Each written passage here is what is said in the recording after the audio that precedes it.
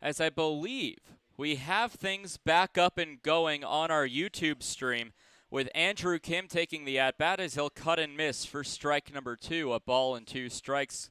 The new count with nobody away. 2-0 Sasquatch in the bottom of the first.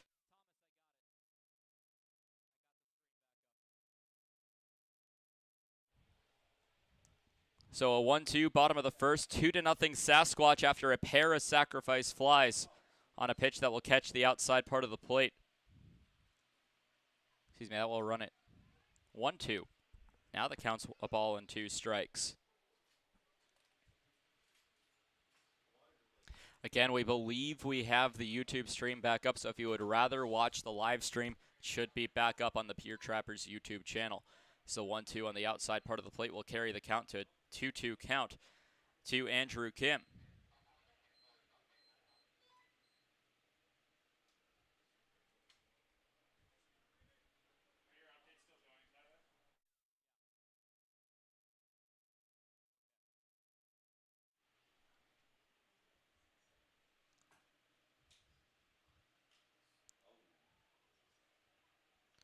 So a 2-2 will be fouled back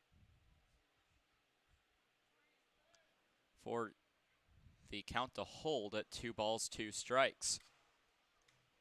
We apologize earlier for the technical difficulties on the YouTube live stream involving our cameras. Glad we have it back up and running. 2-2 called strike 3 on Andrew Kim, as he will go down for out number 1, bringing up Brendan Perez.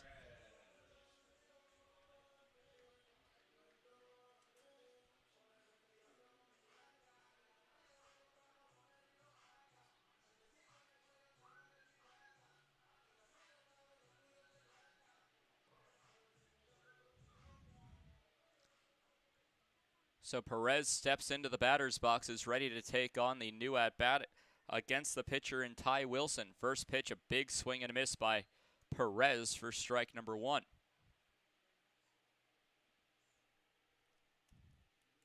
After Andrew Kim goes down looking on the first strikeout by Ty Wilson today, Perez will face an 0-1 count with Colin Adams standing at second base. Pitch will go high for ball number 1. A 1-1 count, Sasquatch 2, Trappers 0 after a 2-run inning off the back of 2 sacrifice flies.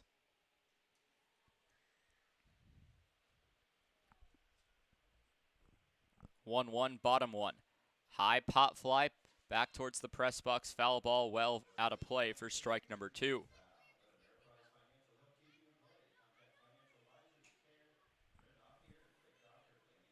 Here on this Wednesday, August 4th, 2021, in Game 3 of 4 between the Sasquatch and the Trappers.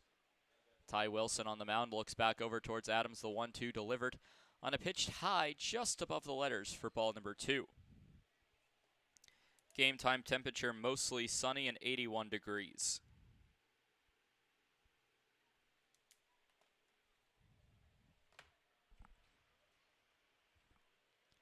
Two. Wilson stands like a statue before coming up tall. Look back over towards Adams. On the way on a high fly ball towards right field. Will head well out of play.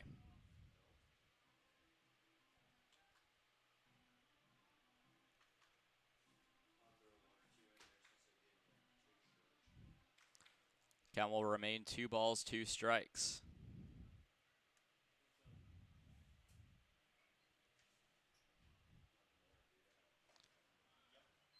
2-2 will miss outside for ball 3. So 3 balls, 2 strikes, bottom of the first with 1 away.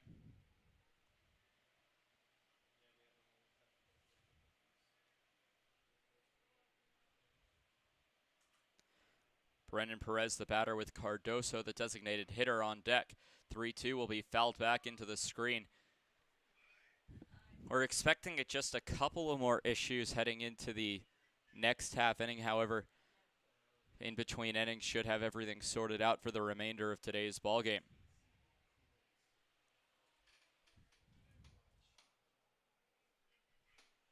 Payoff pitch to Brendan Perez with Adams standing at second. 3-2 on a high fly ball heading towards center field, but it will be the right fielder for the Sasquatch reaching up and making the catch. As Adams thought about taking off for third, the throw-in will be dropped by the shortstop in Hyde.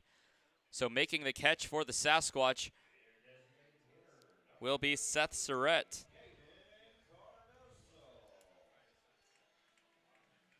The right fielder, so that's Michael Dorr.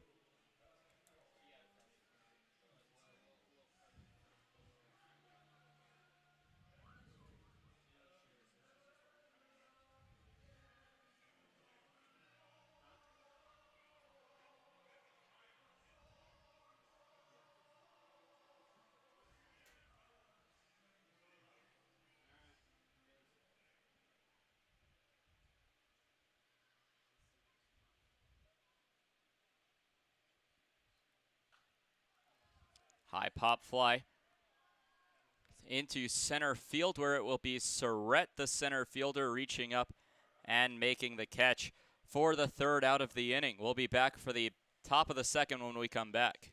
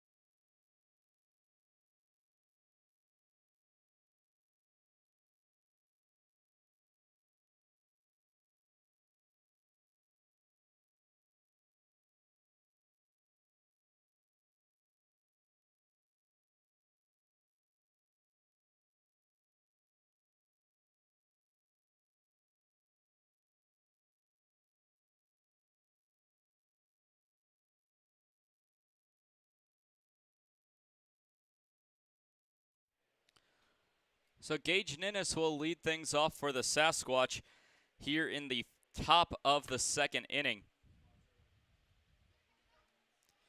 As the Sasquatch already lead 2-0, the pitch from Meyer will miss low for ball number 1. So a ball and no strikes, top of the second inning.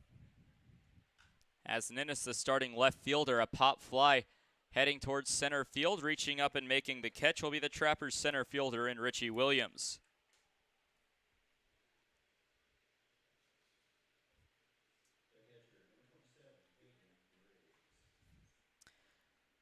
Number 27 and Hayden Driggs will be the next to grab a bat for the Sasquatch with one away.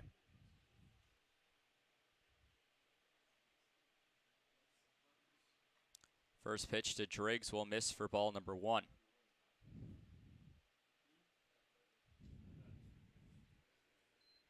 So a 1-0 count to Driggs, the starting catcher in tonight's game.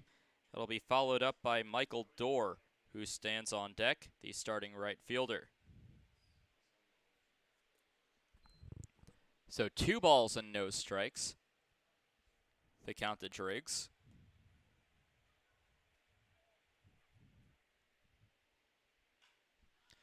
On a ground ball heading over to the third baseman, and Adams will fire onto first in time. A good play by Colin Adams. A 5-3 ground out will go for out number 2 in the inning. So now it'll bring up Michael Dorr.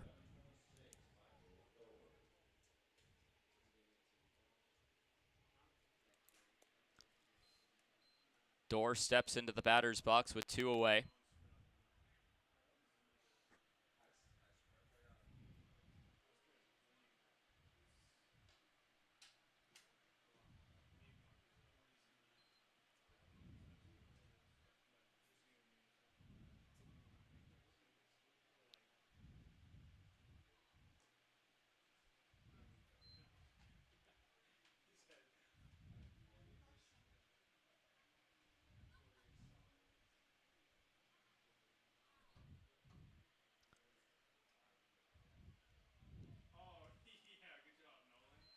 We'll take a pitch low for ball number 1 of the at-bat.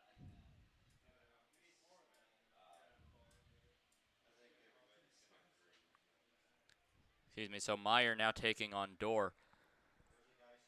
Pitch on the way, that will be ball number 4 as Dorr will take the walk onto first base. The second walk surrendered by Meyer as it will bring up Cade Stuff.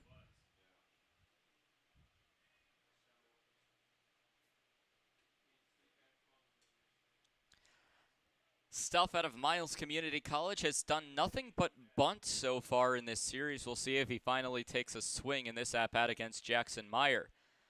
Doesn't show bunt, but instead will take a pitch high for ball 1.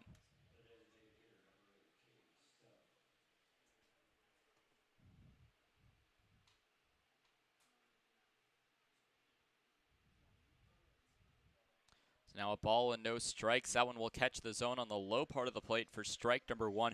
Stuff, meanwhile, has been showing bunt this entire series, however, has been holding back. I think trying to draw a walk, seeing some control issues from Jackson Meyer. 1-1 this time shows bunt, but will pull back as that one will miss for ball 2. So 2 balls and a strike with 2 away.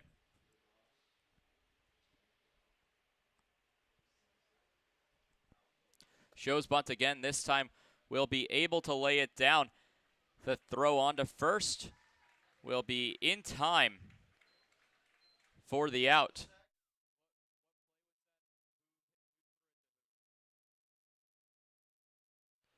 So a 3-1 ground out on the bunt for Cade Stuff will end things here in the top of the second. No runs, no hits, no errors. Runner left on base. We'll head to the bottom of the second with Hill, Griffin, and Weston due up.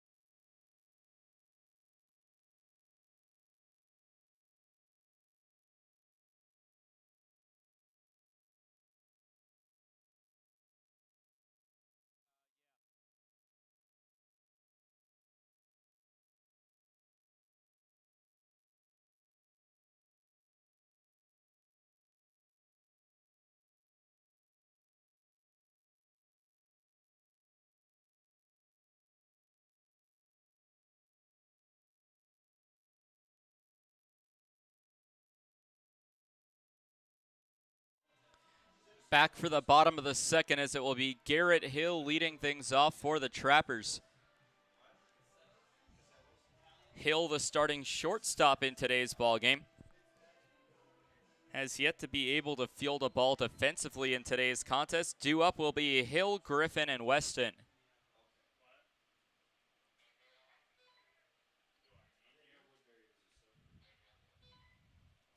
So Hill steps into the batter's box, will swing at the first pitch, a ground ball heading over to the shortstop. Picked up, fired onto first in time for the out, so a good play from Hardy to McAdoo for the first out of the inning.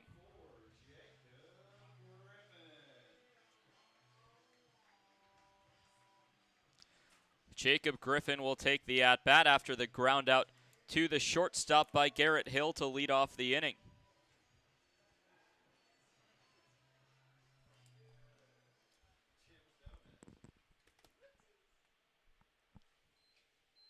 Griffin waits on the first pitch before swinging and missing. A hearty cut from Jacob Griffin.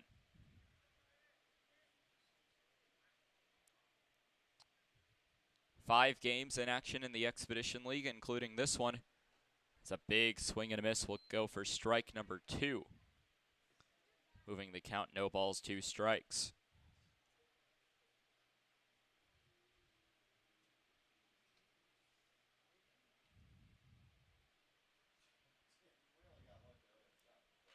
So an 0-2 on a foul ball back towards the street.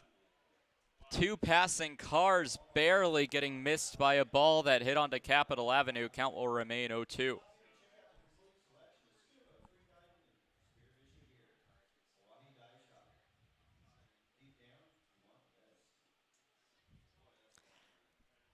Pitch well high and inside for ball number 1. We appreciate you sticking with us through our technical difficulties, as we believe we do have everything sorted out now, and everything should be good to go for the remainder of today's ball game. Again, apologies for what happened at the beginning of today's game. 1-2, swung on and missed for strike number 3, as Jacob Griffin will be rung out on strikes.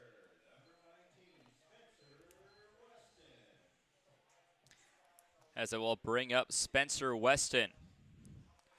It also brings Nolan Summerfield into the on-deck circle. Big story for him as he's making his Trappers debut tonight. However, Spencer Weston has a bit more experience this year with a Trappers uniform, batting .264, 1 for 8 against the Sasquatch this series. Swung on and fouled back into the screen. Will go for strike number 1 with 2 away.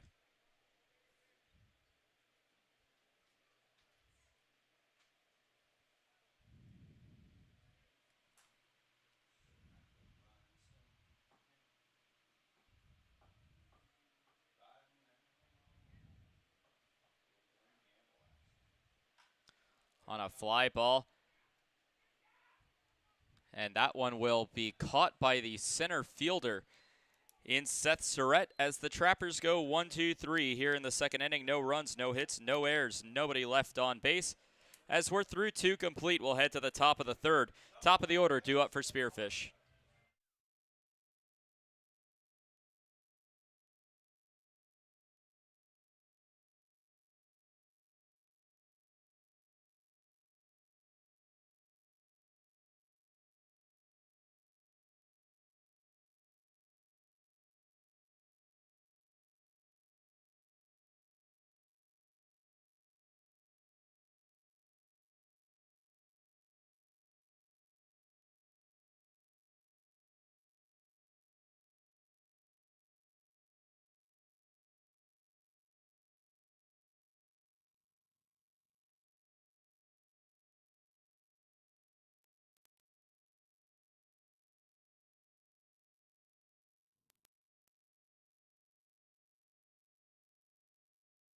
Hey, it's the old top Gator here with Gators Pizza Pasta Subs in the Northridge Plaza. Gators is known for top quality food. Now you can have our food selections delivered right to your front door using DoorDash.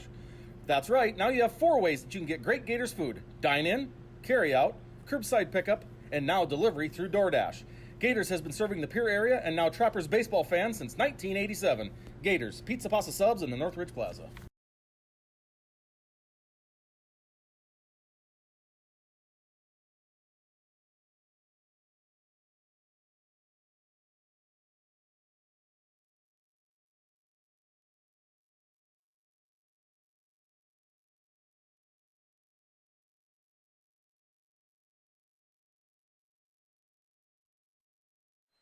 Top of the order for the Sasquatch to lead things off in Johnny McHenry.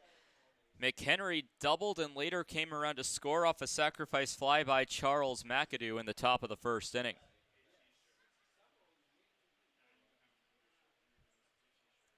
Wait on the first pitch of his at-bat will miss high for ball 1. So a 1-0 count. Top 3, Sasquatch 2, Trappers 0. McHenry, Hardy, and McAdoo due up as that pitch taken high for ball number 2.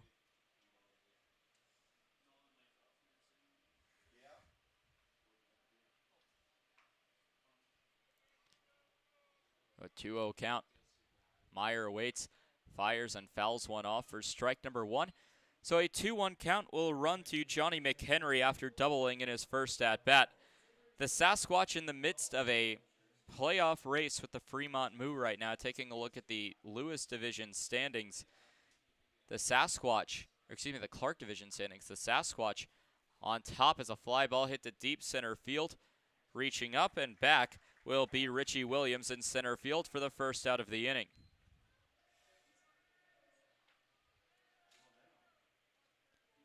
So one away as it will bring up the 2-hole batter in Theo Hardy.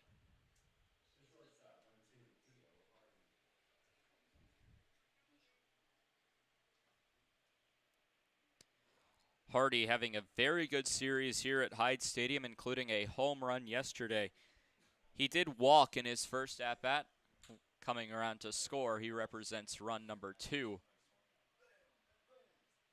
of the Sasquatch 2 runs. First pitch from Meyer will fall in for a strike.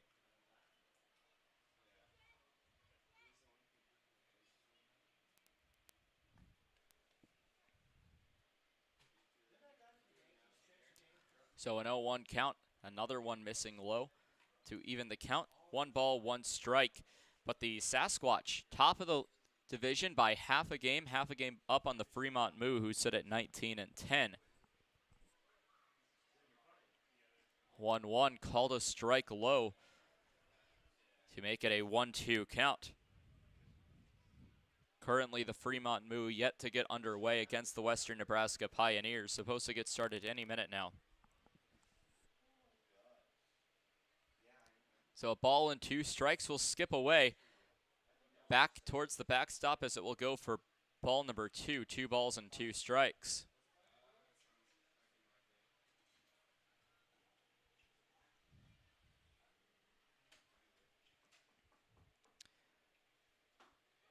Meyer sets and fires on a pitch that will miss high for ball 3 as the count will run full.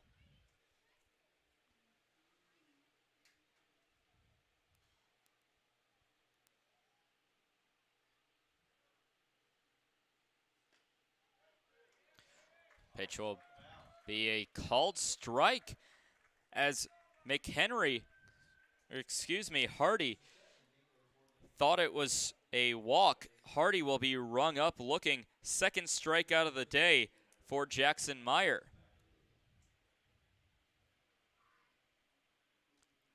It brings up McAdoo at a San Jose State, who hit a sacrifice fly, so is 0 for 0 with an RBI on the day so far.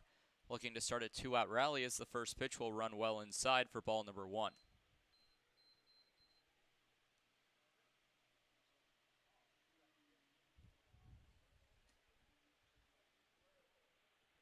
1-0, well high. Appeal down to the field umpire who says it's strike number 1. McAdoo a little disappointed with the call, but will step back into the batter's box with a 1-1 count.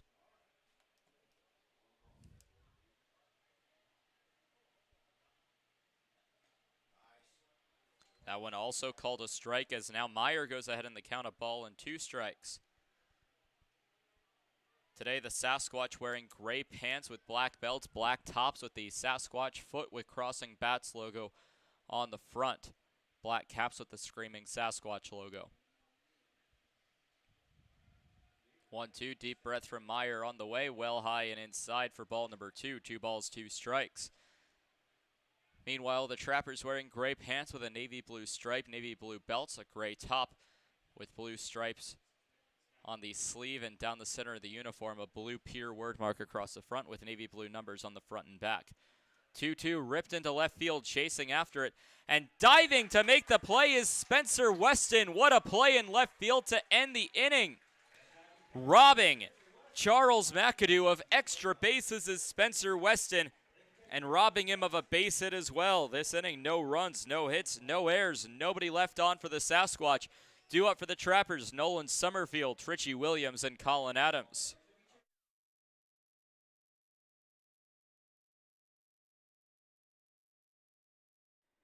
Dano's Marine is a proud partner of Pierre Trappers Baseball. Located at 320 St. Charles Street, Dano's provides service on your boat to get you back out on the water in the dog days of summer. Give them a call at 605-224-6612. That's Dano's Marine at 605-224-6612. Any water, any problem, Dano's Marine. Wow, Shell's Quick Stop is the place to go for a variety of food, drinks, fishing tackle, and more. Hungry? Come on down for breakfast pizza, burritos, biscuits and gravy, soup, salad, and wraps. Thirsty? Try their hot and cold espresso drinks, lattes, frappuccinos, and milkshakes from the drive-up window. Heading down to the water?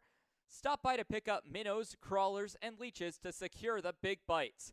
All of it's down at Shell's at 621 West Sioux Avenue.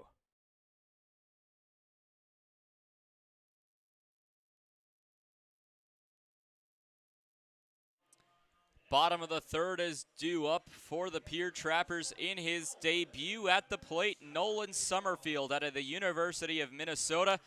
The baseball operations intern out of Blaine, Minnesota, is a bullpen catcher for the Minnesota Golden Gophers out of the Big Ten. Was the team's statistician and a base coach on the road as he takes a first pitch cut and fouls it off, making contact on the pitch from Ty Wilson. It's actually the second time this season the Trappers have had an intern take the field, and I believe that has to be a record for teams this season.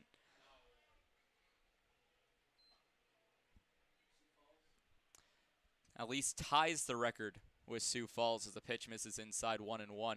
They had their broadcaster and baseball operations intern play in the same game, as a 1-1 will miss downstairs for ball number 2. Summerfield works Wilson ahead in the count, 2 balls and 1 strike.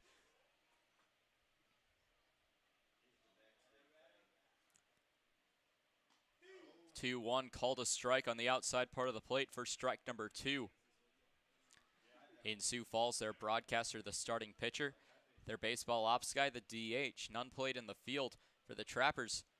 It was Jacob Newman at the beginning of the year as he swings and misses for strike number 3, and Summerfield will go down on a strikeout in his first at-bat.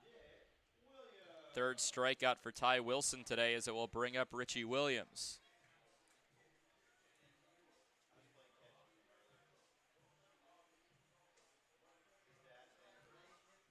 Williams out of the University of Maine has been heating up towards the end of the season, including a very good series against the Sasquatch so far. Like 5 for 7 as strike number 1 cut on and missed.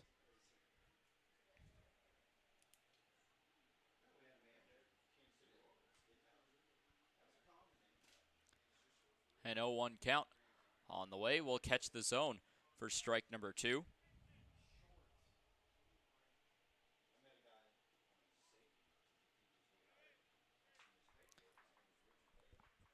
Wilson looking for his 4th strikeout of the day as the 0-2, strike number 3, and indeed he will get it. Caught in the catcher's glove off the foul tip. Strikeout number 4 as both Summerfield and Williams go down on strikes.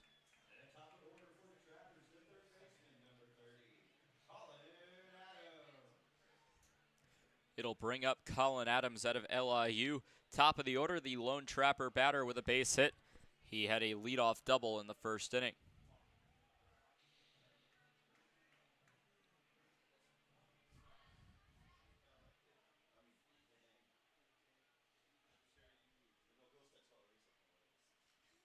Swung on and foul tip by Colin Adams for strike number 1. We'll push it to an 0-1 count against Ty Wilson.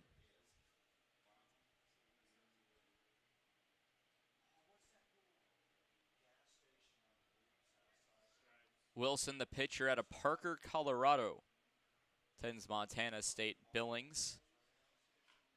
0-1 dribble towards the shortstop, picked up by Hardy. Hardy will fire onto first in time for the third out of the inning. A 6-3 ground out will end things here in the third.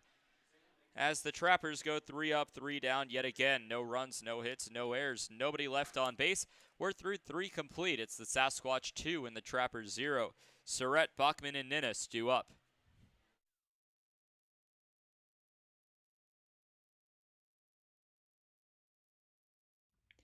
The Governor's Inn is the exclusive motel partner of the Pierre Trappers.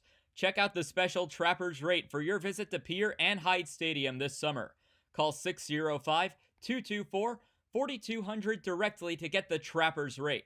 With free wireless internet, a deluxe breakfast, and an indoor pool and hot tub, there's no reason not to stop at the Governor's Inn.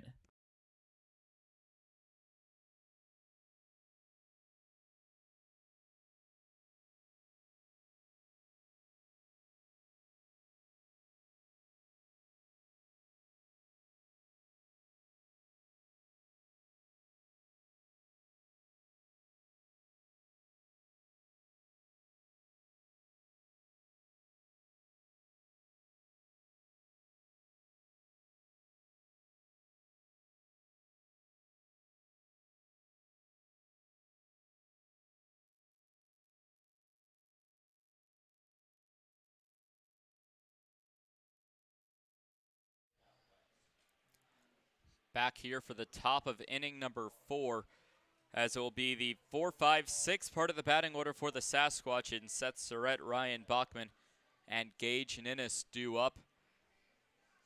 And it will be Seth Surrett the first to grab a bat for the Sasquatch here in the 4th inning.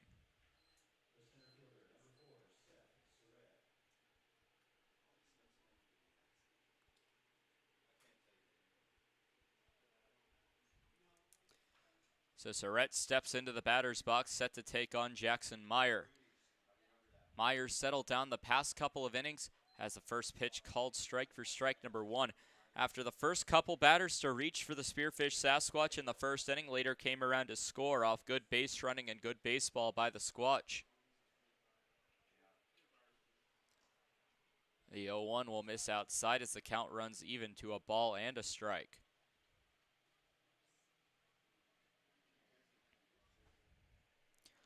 Bachman and Ninnis also due up this inning. 1-1 to Surrett, big swing and a miss for strike number 2. So Surrett, who had a sacrifice fly to left field that scored Theo Hardy in the first inning, now falls behind in the count to Jackson Meyer. A ball and 2 strikes. 1-2 will miss low for ball number 2. Summerfield keeps it in front of him. Nobody on the base paths, however.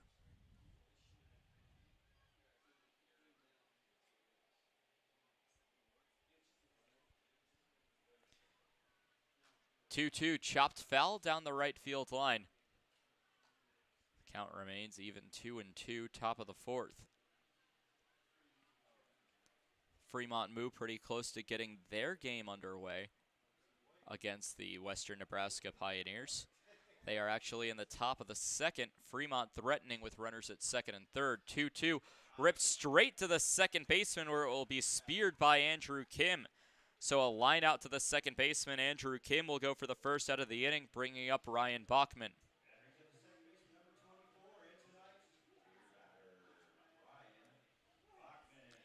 Bachman, the leadoff batter in the past couple of games, has moved down in the batting order to the 5-hole.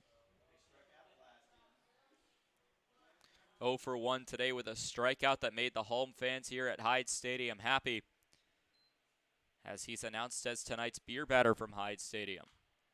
He will hit a fly ball down the right field line, will hook well foul and out of play.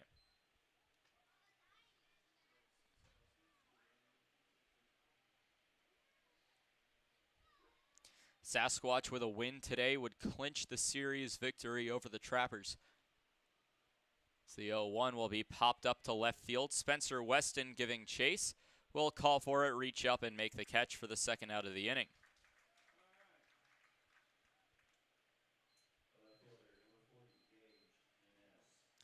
Gage Ninnis will step up to the plate 0 for 1 with a fly out to center field.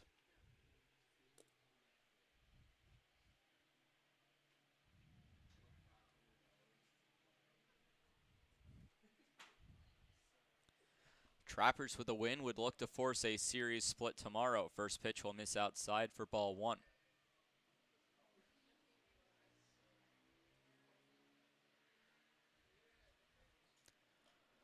1-0 down the center of the plate for strike number 1, as the count will go even, a ball and a strike.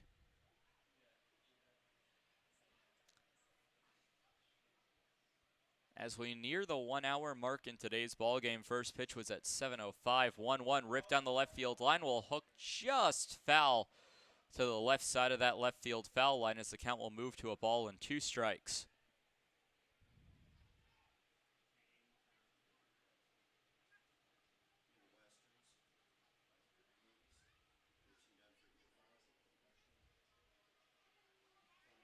So 1-2, top 4, 2 away, bases are empty. Surrett with a line out to the second baseman. Bachman flew out to left. Time called as Ninnis steps out of the batter's box before rejoining in the right-handed batter's box. 1-2, well high and well over the head of Gage Ninnis, as the count will move to 2 balls and 2 strikes.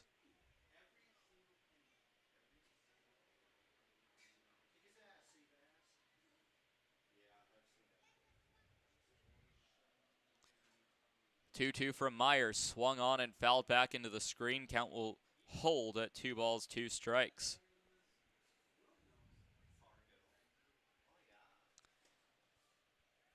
The Tokyo 2020 Olympic Games in their closing days, as the closing ceremony will be on August 8th, and we'll have to leave it there, as it's a swing and a miss on a drop third strike. Summerfield will apply the tag. It's Myers' 3rd strikeout of the evening.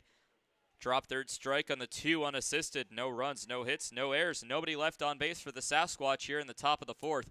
It'll be Kim, Perez, and Cardoso due up in the bottom half as the Trappers look to get back in this ball game.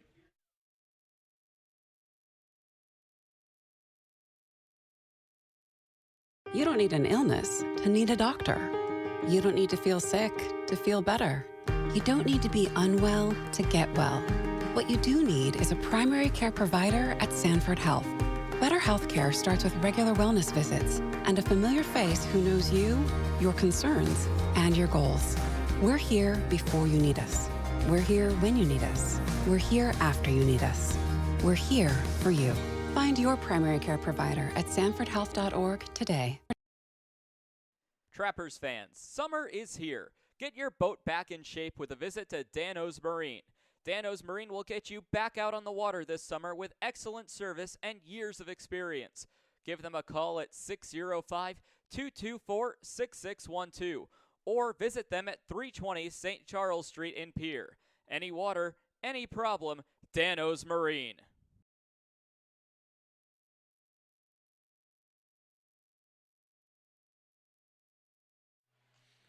No base hits for either team since the very first inning, yet the Sasquatch have a 2-0 lead over the Pierre Trappers, with Kim, Perez, and Cardoso due up here in the bottom half of the 4th to take on Ty Wilson.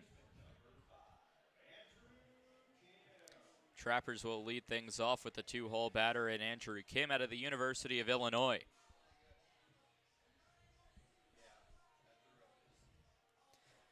Stayed in his home state for college ball out of Libertyville, Illinois, before traveling to the capital of South Dakota to play for the summer. Joined right around the 4th of July for this Trappers team, has been with the team ever since a called strike on an appeal down to the field umpire and Alex Shoemaker. Shoemaker in the field today, Matt Beaver behind the plate.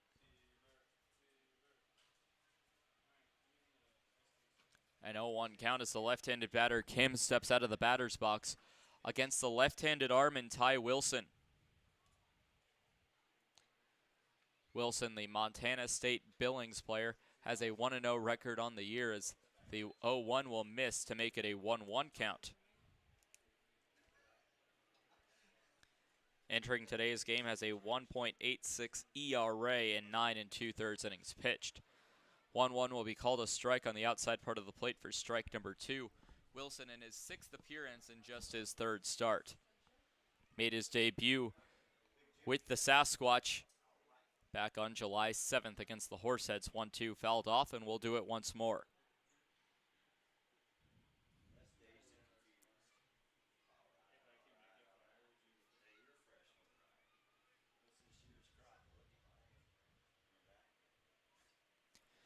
On the other side of the standings in the Lewis division, it looks like we have our two teams clinched for the playoffs, as the 1-2 will miss outside for ball number 2. The Souris Valley Saberdogs, winners of the first half, also winners of the second half.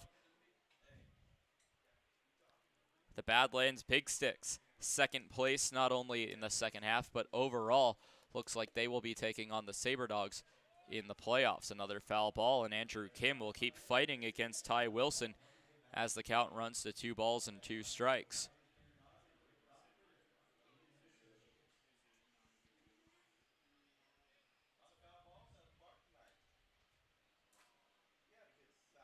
So a 2-2 with Perez standing on deck. Bases are empty for the leadoff batter of the inning. 2-2 will skip in the dirt to make it a 3-2 count.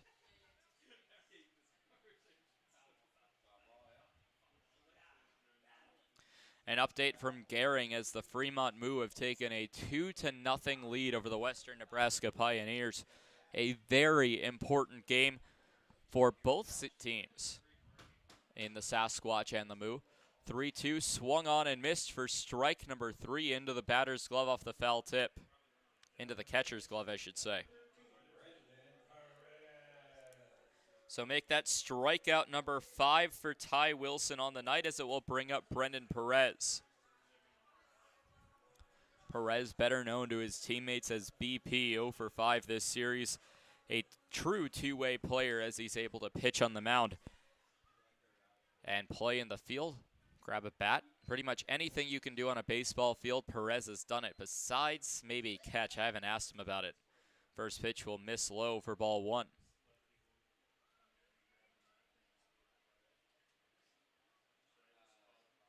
By catch, of course, mean the catcher behind the plate. 1-0 outside, as it will go to a 2-0 count.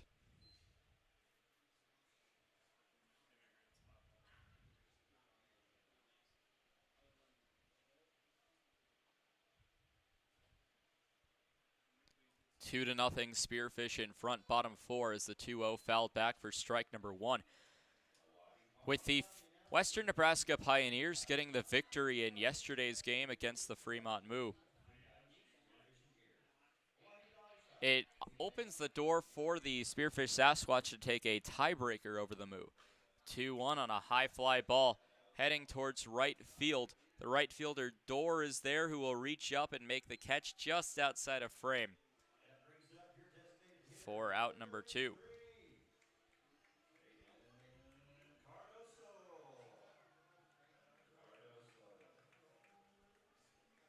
So with the fly out to right field for the second time tonight by Brendan Perez, it brings up Caden Cardoso.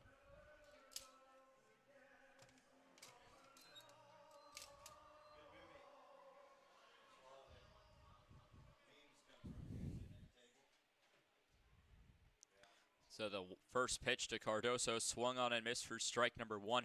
A very good sight for Trappers fans to see Cardoso back in the lineup after being hit by a pitch in the elbow back in game 1 of this series. Took a day off yesterday, back in the lineup tonight as the DH. 0-1 called a strike at the letters to make it an 0-2 count.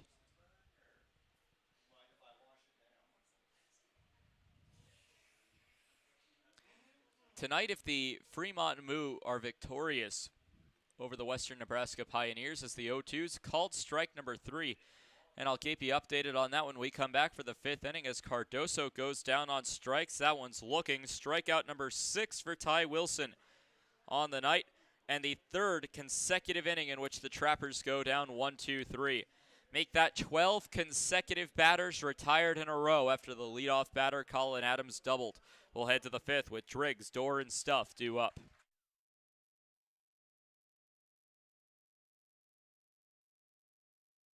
Join the Shell's loyalty program and never pay full price for gas again. Shell's loyalty members also get monthly specials for increased savings. Shells doesn't just fill up your tank, but it also fills up your stomach with a variety of food and drinks. Become a Loyalty Club member today by visiting Shells at 621 Sioux Avenue or give them a call at 605-224-6266. The Pierre Trappers are proud to partner with the Governor's Inn, the exclusive motel partner of the Pierre Trappers. Call 605-224-4200 for a special Trappers rate when you visit Pierre and Hyde Stadium. Whether you're coming for the best hunting, fishing, and outdoor recreation in the Midwest, just passing through, or coming out to the ballpark, the Governor's Inn is the place for you.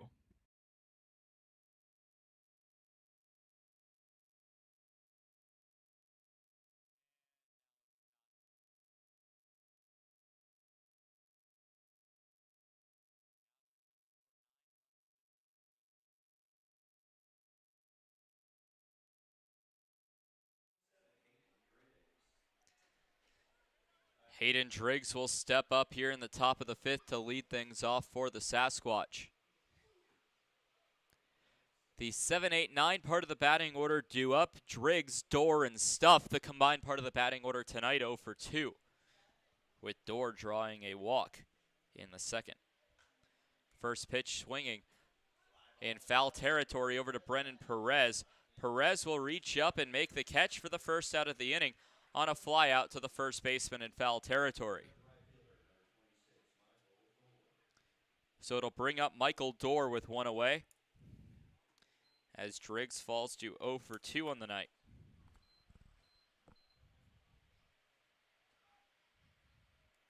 Dorr at Saracoso Community College,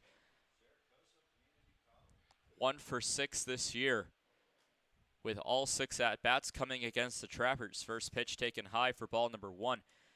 Although he took his first at-bats as a member of the Spearfish Sasquatch here at Hyde Stadium, made a defensive appearance against the Trappers in Spearfish, as that will be a fly ball towards left field. Weston gives chase, will reach up and make the catch for the second out of the inning.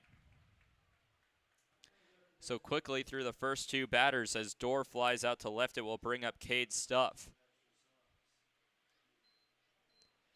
Dorr was the starting center fielder for Game 1 in the cutoff date for the playoffs, in which players that played after that date would not be eligible for the playoffs. So Dorr played the top of the first in center field before being substituted out for Ryan Bachman. Corner infield playing it, especially the third baseman and Colin Adams. First pitch will be called a strike for strike number 1. As the entire infield playing in, the lone member of the Trappers playing in the infield grass is Colin Adams, the third baseman. 0-1 pitch will be bunted foul for strike 2. And now Stuff really needs to be careful. We could see another slap attempt by Stuff, which he typically goes to in the event of a 2-strike count when he can only go around and bunt.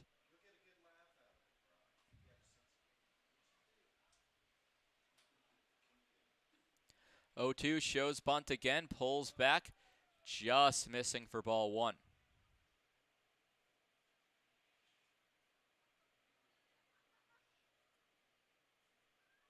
So a ball and 2 strikes showing bunt again. That one will be laid down over to Meyer. Meyer onto first base in time for the out to end the frame. 3 outs here in the top of the 5th as the Sasquatch go 1-2-3 yet again on the 1-3 ground out.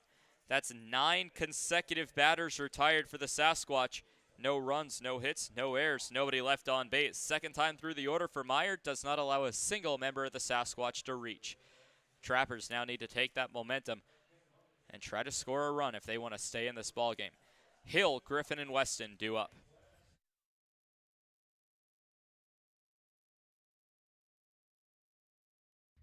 When it comes to clothing in the capital area, Total Beauty and Speedway Laundry have you covered. Speedway Laundry offers the fastest way to clean clothes, with free Wi-Fi offered while you wait. Next door, family-owned and operated Total Beauty has a constantly changing inventory of top-quality clothing.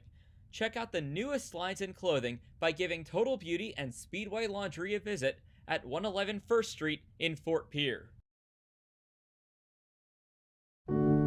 In times like these, it's good to know there's a place where people know who you are, no matter how long you've been gone.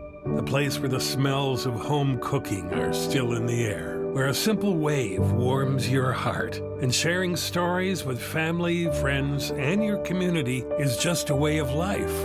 Yes, in times like these, it's good to be home. Farmers Union Insurance, protecting what's important in life.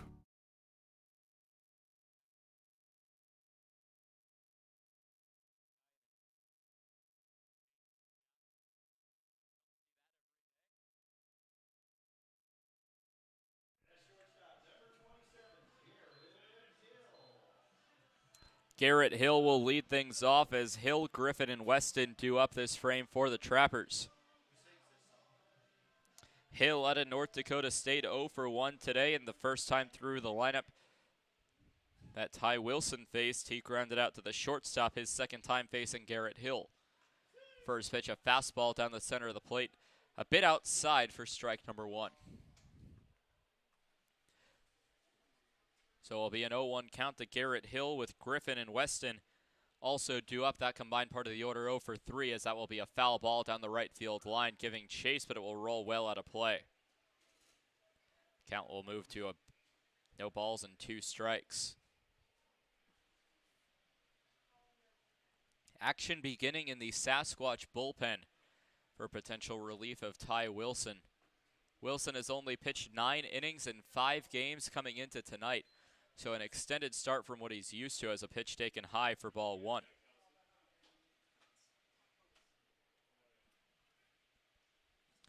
Wilson's longest appearance was against the Sabre Dogs on July 30th. He went 3 innings.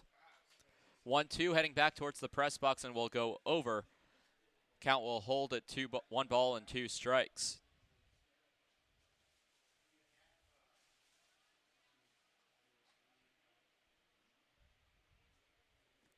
1-2 count to the leadoff batter of the bottom of the 5th.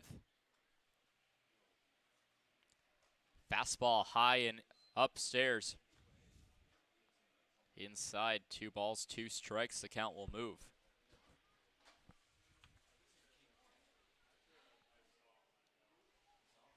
Garrett Hill out of Williston, North Dakota. Same at hometown as the Trappers' starting pitcher tonight, as that pitch will be taken high. 4-3, 3 balls, 2 strikes. Count runs full. So both Jackson Meyer, the starting pitcher, and Garrett Hill, natives of Williston, North Dakota. Payoff pitch on the outside part of the plate, ball 4, and that will be the first base runner to reach for either team since the top of the 2nd inning. Both pitchers had settled down and were that dominant, as that's the first walk for Ty Wilson. It'll bring up Jacob Griffin with nobody away and a runner on first. Griffin out of Ottawa University in Surprise, Arizona.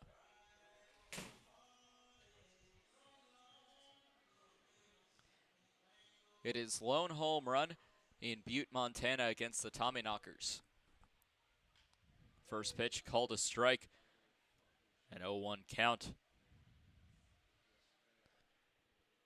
Weston stands on deck. He flew out to center field in his last at-bat. Griffin struck out. Wilson checks at first base. 0-1, big swing and a miss for strike number 2. Nothing doing from Hill over at first base.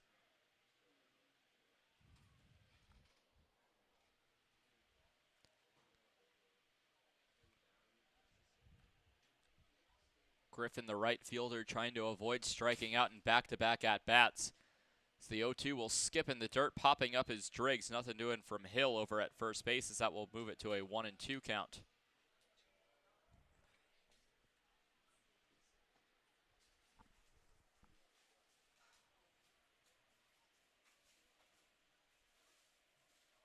One-two, look over at first. Deal on the way, will miss low. 4-2, 2 balls, 2 strikes. Has worked the count even after falling behind 0-2.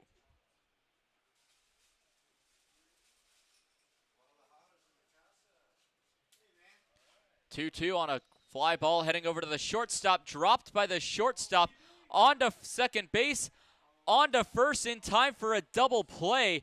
And I believe Jacob Griffin or Garrett Hill is asking for an infield fly. It wasn't really a fly, it was a dropped line drive and a smart play by the Sasquatch on the 6-4-3 double play.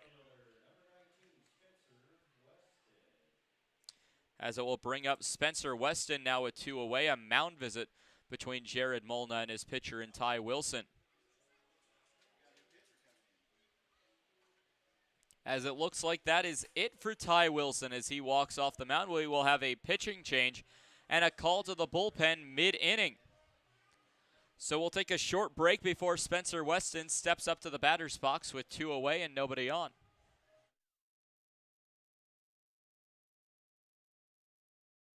Hey, it's the old Top Gator here with Gators Pizza Pasta Subs in the Northridge Plaza. Gators is known for top quality food. Now you can have our food selections delivered right to your front door using DoorDash. That's right, now you have 4 ways that you can get great Gators food. Dine in, carry out, curbside pickup, and now delivery through DoorDash. Gators has been serving the Pierre area and now Trappers baseball fans since 1987. Gators Pizza Pasta Subs in the Northridge Plaza.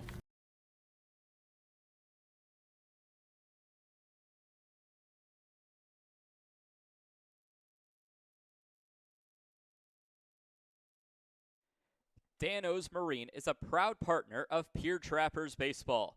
Located at 320 St. Charles Street, Dano's provides service on your boat to get you back out on the water in the dog days of summer. Give them a call at 605-224-6612. That's Dano's Marine at 605-224-6612. Any water, any problem, Dano's Marine.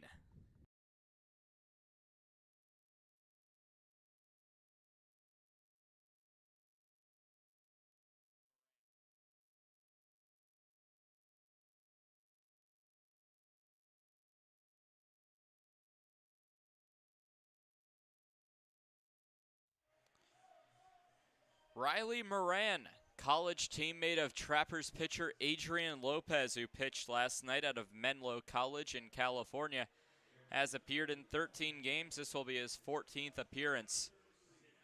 His last appearance back on the final day of July against the SaberDogs, pitched 4 innings, allowed 5 hits, 4 runs, with a .319 average against. Has not played the Trappers in quite some time. Back on June 1st was Moran's last appearance, pitched 2 innings against the Trappers, allowed just 1 hit, striking out 2. Of course, that was a very different lineup for the Trappers that day, as players that started that day that are no longer with the team: Tyler Skelton, Braden Cordes, Nick Strong, Nick Hamill, Cole Yancey, Bennett Osborne, Anthony Massetti, and Thomas McKenna. All players that played that day against the Sasquatch.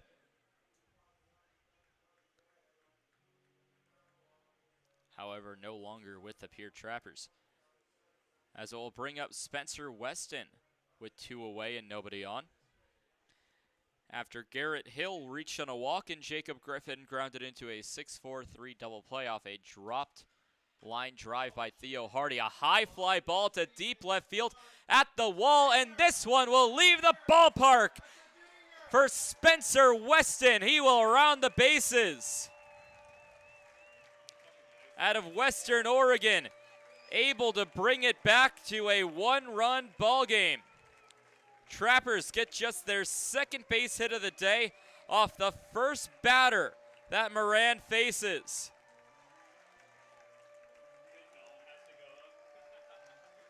So Weston has just brought this game back within 1. Trappers have started a 2-out rally here in the bottom of the 5th.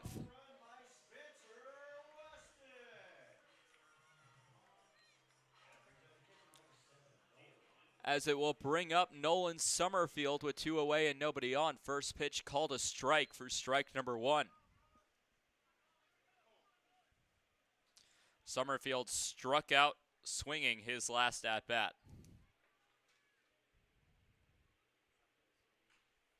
And a ground ball hit over to third, picked up by McHenry onto first base. It will be popped up as Summerfield will be safe at first base.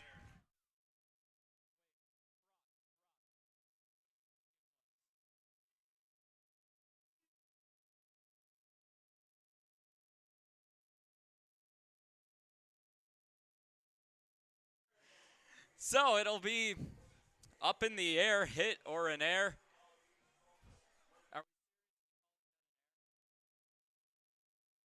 So a base hit for Nolan Summerfield, as it will bring up the next batter in Richie Williams.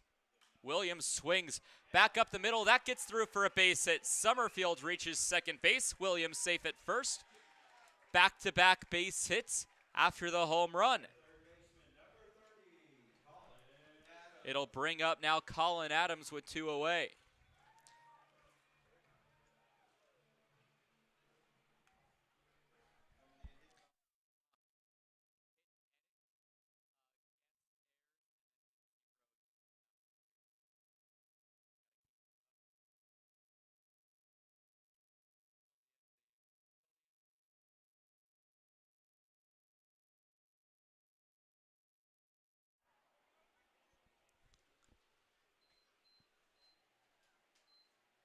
So Colin Adams comes up in a big spot with runners at first and second. Breaking ball will catch the zone for strike number 1, as Moran has not had the appearance he thought he would. Coming in for relief after the Trappers looked lost with bats in their hands.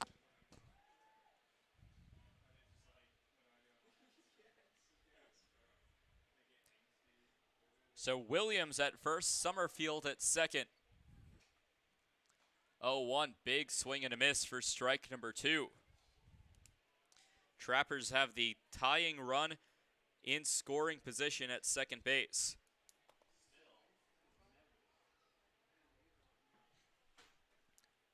2-1, Sasquatch now lead.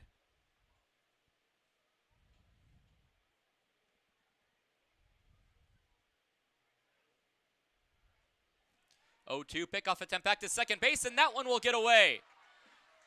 That one will be an error on the Sasquatch, as Summerfield slides into third base safely off an error by the pitcher in Riley Moran.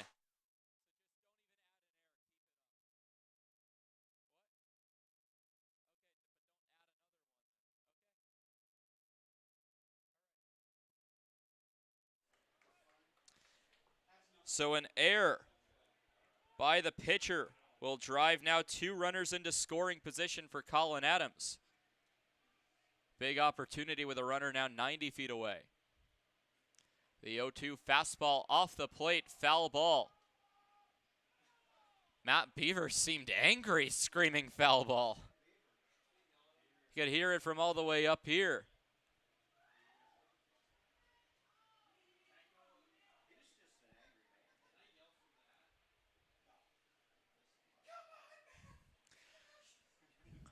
Oh-2 with 2 outs. Trappers have the tying run 90 feet away, and it's the baseball ops intern who could be the potential game-tying run should Adams come through.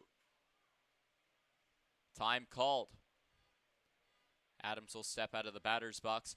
Right-handed pitcher in Riley Moran has not yet recorded an out. Instead, has committed an error and allowed 3 base hits. 0-2 will bounce in the dirt. Both runners retreat.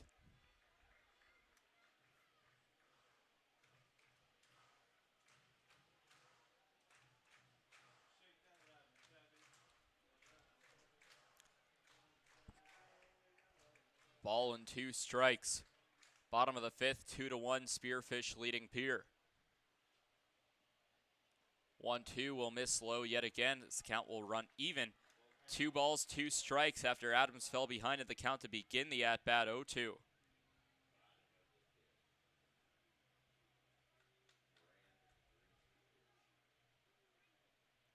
Moran trying to get out of the inning.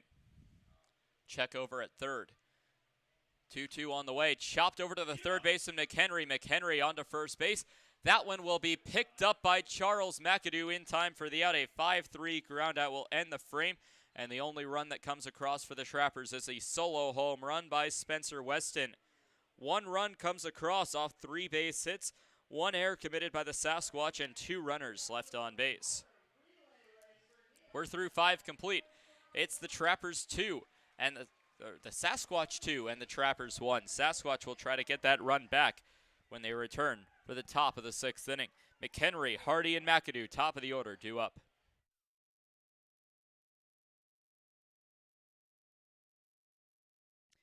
Wow, Shell's Quick Stop is the place to go for a variety of food, drinks, fishing tackle, and more. Hungry? Come on down for breakfast pizza, burritos, biscuits and gravy, soup, salad, and wraps. Thirsty? Try their hot and cold espresso drinks, lattes, frappuccinos, and milkshakes from the drive-up window. Heading down to the water? Stop by to pick up minnows, crawlers, and leeches to secure the big bites. All of it's down at Shell's at 621 West Sioux Avenue.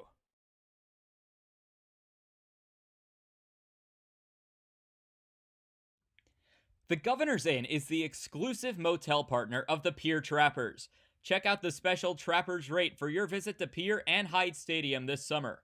Call 605-224-4200 directly to get the Trappers rate. With free wireless internet, a deluxe breakfast, and an indoor pool and hot tub, there's no reason not to stop at the Governor's Inn.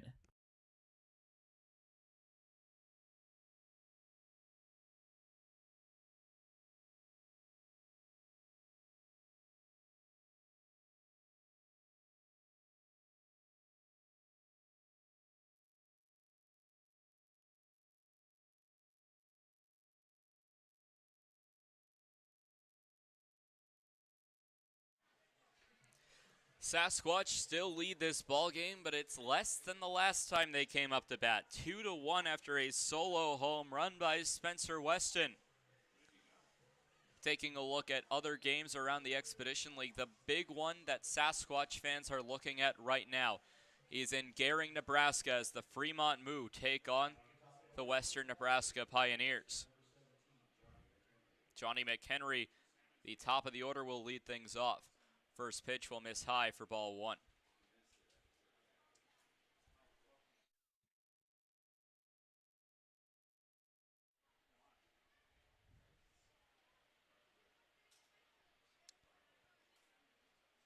(1-0) called a strike on the outside part of the plate. Will push the count to a ball and a strike to McHenry, who's 1 for 2 today with a double in the first and a fly out to center in the third.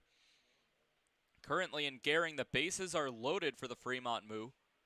As the 1-1 taken high and outside for ball number 2, they lead 3-0 over the Pioneers, with Tyler Push, who bats .311 on the season, taking the at-bat with 2 away.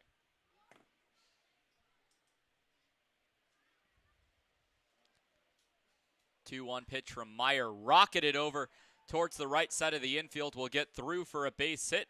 So the first base hit for the Sasquatch since the very first batter, Johnny McHenry. So now McHenry owns the only 2 base hits of the ballgame for Spearfish.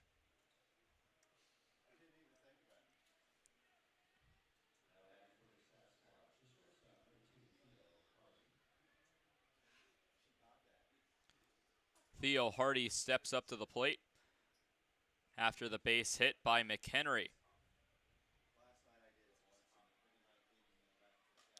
First pitch taken high and away for ball number 1. So McHenry, the runner at first base, now 2 for 3. Hardy still looking for his first base hit. He's 0 for 1 with a walk and a strikeout. 1-0, runner goes. The throw down by Summerfield into second base. Tag will not be in time as the runner in McHenry is safe at second base.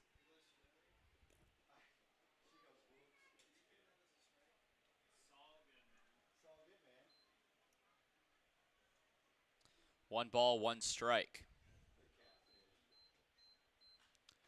On a high pop fly towards left field, Spencer Weston underneath it will reach up and make the catch. Thinking about tagging was McHenry, but will smartly stay at second base.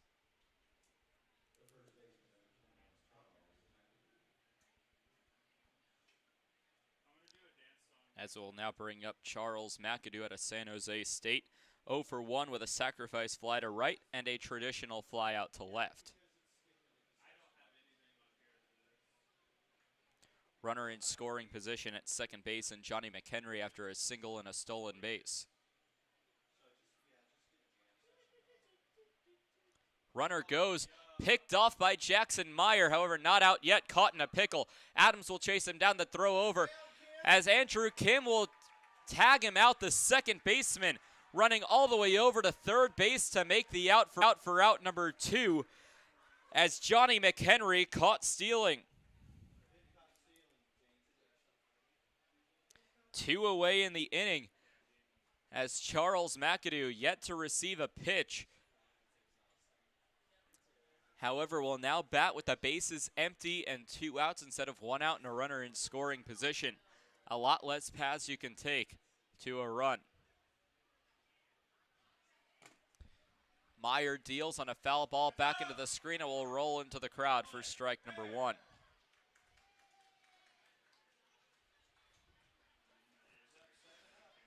Fremont and Western Nebraska playing in game 2 of their 3-game series. Should Fremont win the series, they would hold a tiebreaker over the Sasquatch should they be tied at the end of the season. Ripped into far left field, will drop just to the left of the foul line for a foul ball for strike number 2.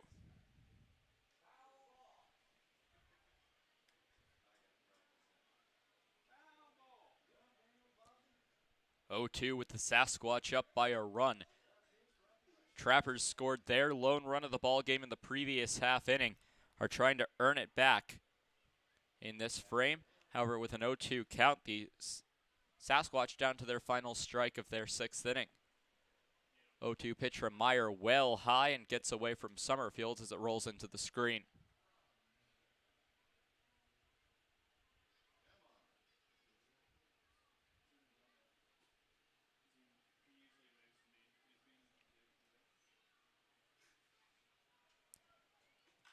One, two. That one's ripped into left field. That will be a foul ball as it will roll into the glove of Spencer Weston. It will hold McAdoo to just a single as he retreats back to first base. Second single of the inning will bring up Seth Surratt.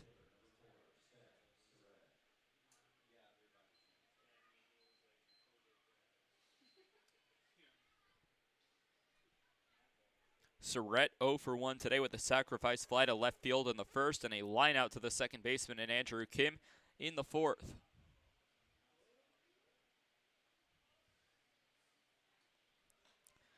First pitch will miss for ball 1.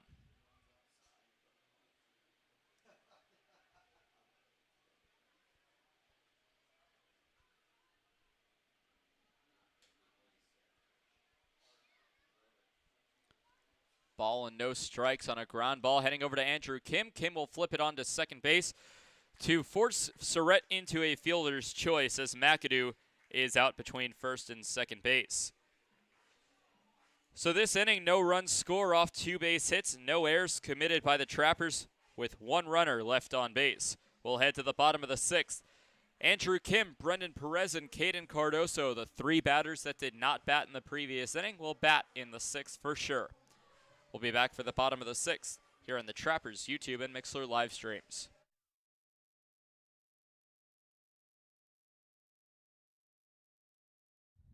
Total Beauty and Speedway Laundry are your homes for everything clothing in the capital area. Since 2010, Total Beauty has offered great customer service and competitive prices. Next door at Speedway Laundry, they have you covered for a fast, convenient way to wash and dry your clothes and other household items, including king-size comforters. Visit them at 111 First Street in Fort Pierre. You don't need an illness to need a doctor. You don't need to feel sick to feel better. You don't need to be unwell to get well. What you do need is a primary care provider at Sanford Health. Better healthcare starts with regular wellness visits and a familiar face who knows you, your concerns, and your goals. We're here before you need us. We're here when you need us. We're here after you need us. We're here for you. Find your primary care provider at sanfordhealth.org today.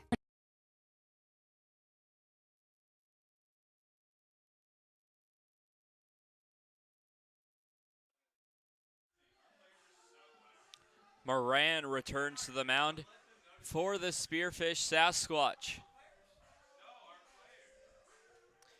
After a rough start to his day, he will get another opportunity here in the 6th as Andrew Kim will lead things off.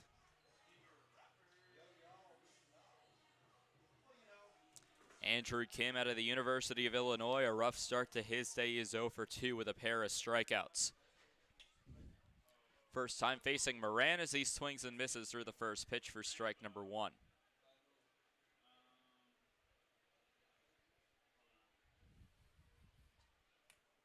Currently, if both scores hold, the Sasquatch would go to bed tonight, half a game above the Fremont move. Pitch will miss outside for ball number 1.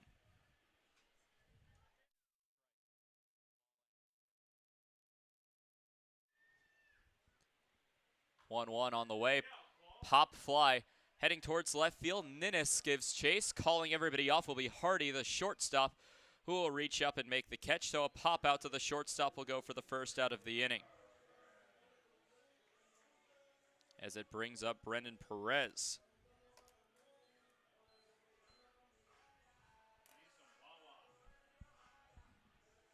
Perez 0 for 2. Both outs were to the opposite field. A fly out to the right fielder in Michael Dorr. Moran fires, and so does Perez with the bat, swinging and missing the baseball for strike number 1.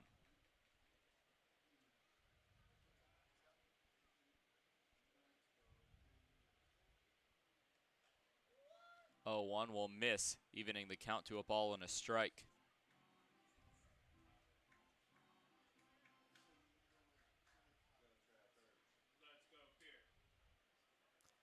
One on the way. Big swing and a miss for strike number 2, as the count will go into Moran's favor, a ball and 2 strikes.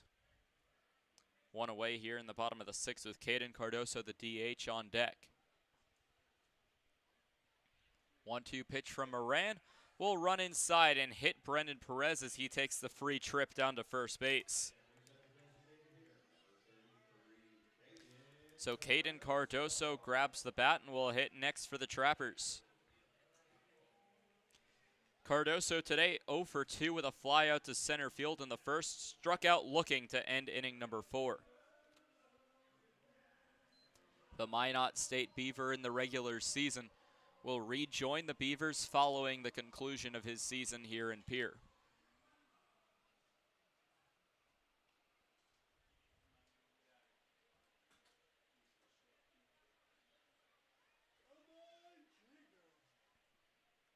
First pitch swung on and missed for strike number 1, so an 0-1 count will run to Caden Cardoso.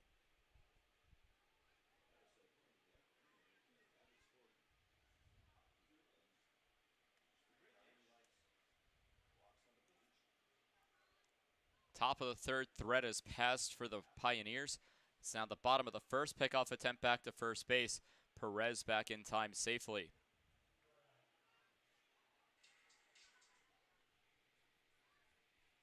In fact, the Pioneers now have runners at the corners with only one away, with Eric Smelko taking the at-bat. A Pioneers win tonight would ensure that if the teams are tied at the end of the season, the Sasquatch win the tiebreak. 0-1 on a pop fly over to the shortstop. Hardy up and reaches to make the catch. Second time this inning, a Trapper has popped out to the shortstop in Theo Hardy.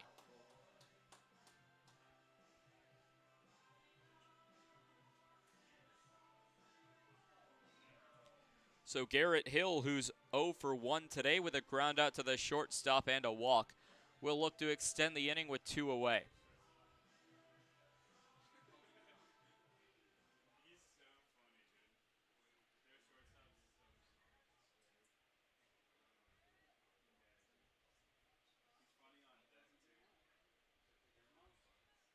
First pitch from Moran called a strike at the letters, as Hill will fall behind in the count, 0-1. Elsewhere in the Expedition League, in 7 innings, the Sioux Falls Sunfish fall to the Wheat City Whiskey Jacks 1-0. Both teams out of playoff contention, so just playing for record and statistics at this point.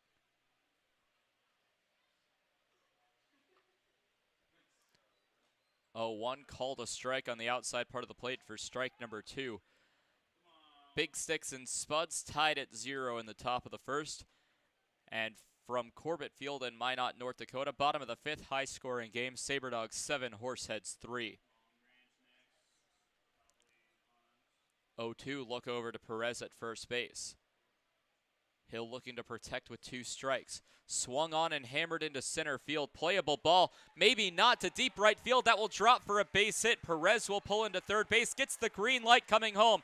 The throw in will not be in time as Brennan Perez comes home to score off an RBI double by Garrett Hill as the Trappers have tied this ball game up. Perez racing around from first to home.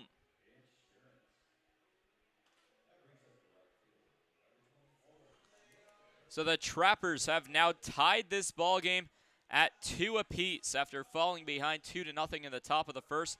They've crawled back and tied it at 2 as it will now be Jacob Griffin taking the at-bat with 2 away. Moran sets with Hill standing in scoring position. A check back before dealing on the outside part of the plate will miss for ball 1.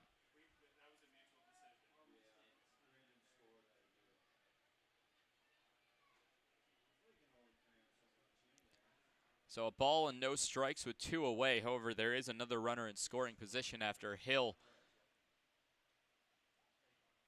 doubled. Time called by Matt Beaver.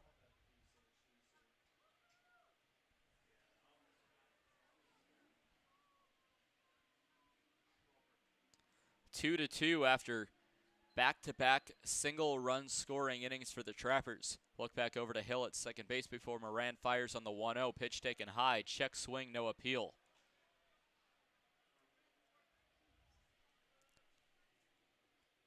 As Griffin works a 2-0 count in his favor.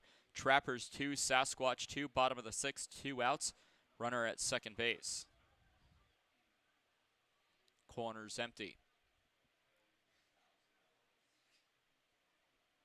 Look back over to second base, the 2-0. Big swing on a pitch low for strike number 1. 2 balls and a strike.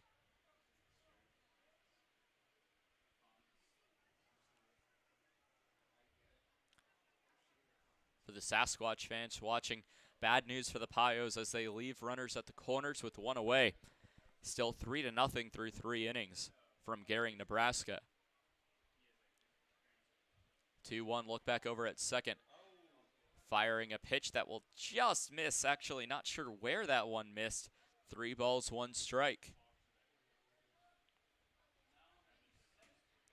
Tomorrow, the final game of this 4-game series between the Spearfish Sasquatch and the Pierre Trappers. On the way, fouled back. Looping over to a grass berm for strike number 2.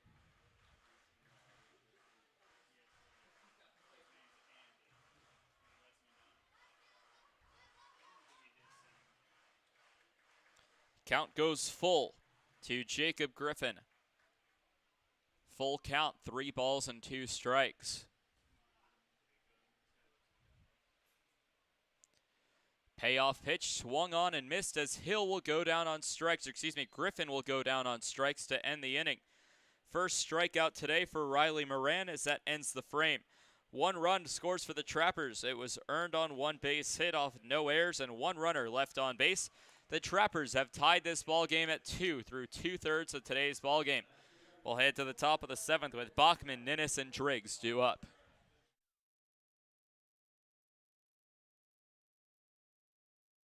Trappers fans, summer is here. Get your boat back in shape with a visit to Dano's Marine. Dano's Marine will get you back out on the water this summer with excellent service and years of experience. Give them a call at 605-224-6612 or visit them at 320 St. Charles Street in Pierre. Any water, any problem, Dano's Marine.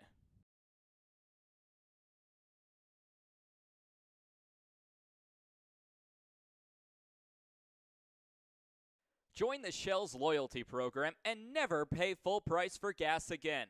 Shell's loyalty members also get monthly specials for increased savings. Shell's doesn't just fill up your tank, but it also fills up your stomach with a variety of food and drinks. Become a Loyalty Club member today by visiting Shell's at 621 Sioux Avenue or give them a call at 224-6266.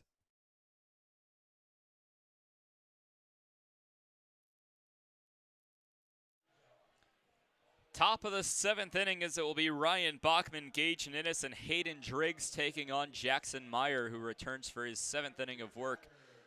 As it increases the trend of Trappers starting pitchers pitching into the extremely late innings of a ball game. Yesterday, Bryce Lopez was the one exception. He only went 4 innings. However, Adrian Lopez, the relief pitcher, pitched the remaining 5. First pitch high and tight for ball number 1. Back on game 1, Nathan June in his final game as a Trapper pitched 8 of the 9 innings, only allowed 3 runs, 2 of them earned. Bachman takes a 1-0 count. Second pitch from Meyer will also miss for ball 2.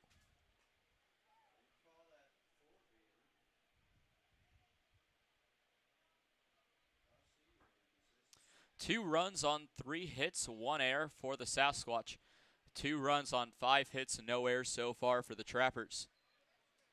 2-0 will be called a strike as Meyer works himself partially back into the count 2-1.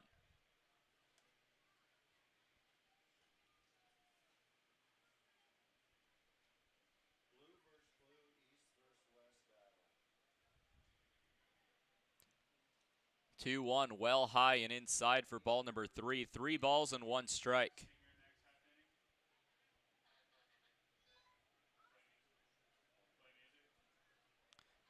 Meyer in danger of losing the batter in Ryan Bachman. Still no action in the Trappers' bullpen, somewhat suspiciously. 3-1 on a line drive towards left field that will drop in front of Spencer Weston for a base hit for Ryan Bachman. First member of the Sasquatch not named Johnny McHenry or Charles McAdoo to get a base hit.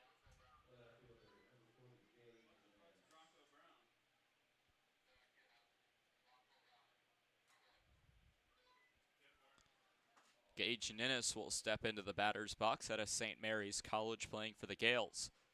Has a few college teammates that have visited Hyde Stadium, notably for the Western Nebraska Pioneers. Swing and a miss for strike number 1.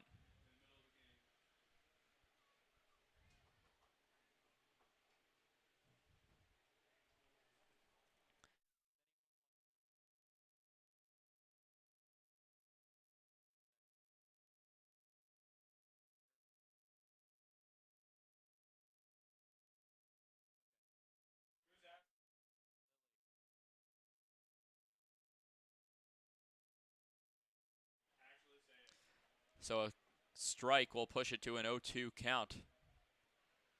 As Meyer's pitch will miss low for ball number 1.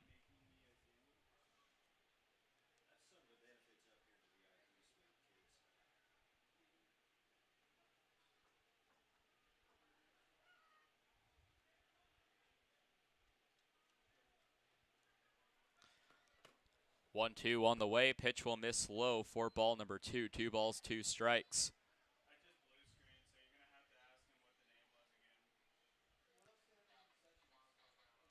Although the game is tied, the Trappers ahead in the hits column 5-4. 2-2 runs high and tight and will hit Gage Ninnis right around the underarm area. As now Summerfield will come out to talk to Jackson Myers. Summerfield used to being a base coach when the Trappers are on the road, so is used to going out to the mound and talking to the pitchers. This time he has to just simply walk from behind the plate. So Ninnis, hit by the pitch, will push Bachman into scoring position with nobody out. And now there is action in the Trappers' bullpen as Tyler Lubin, the submarine-style pitcher, will be in the pen for Pierre.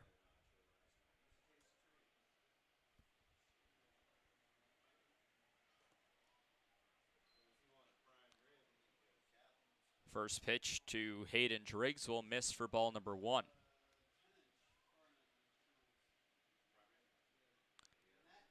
So Driggs today 0 for 2 with a ground out to third base and a foul out to first. 1-0 shows bunt will go over. Called a foul ball, believe, as that one will go to a 1-1 count.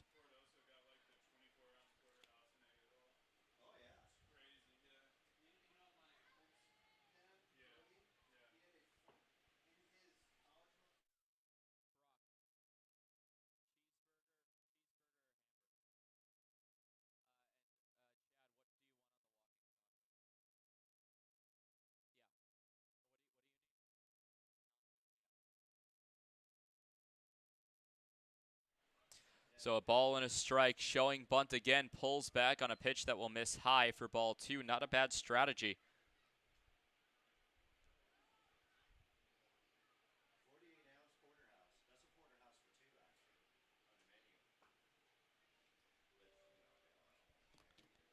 Two 2-1 with runners at first and second. We'll see if Driggs shows bunt yet again.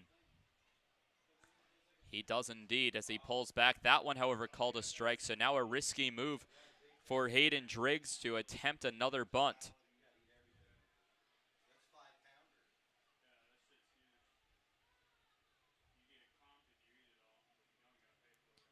2-2 count.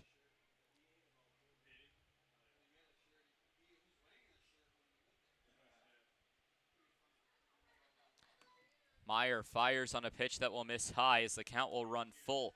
Big pitch now for Jackson Meyer. A ball would load up the bases for Michael Dorr. A strike would put one away in the inning and a chance for an inning-ending double play.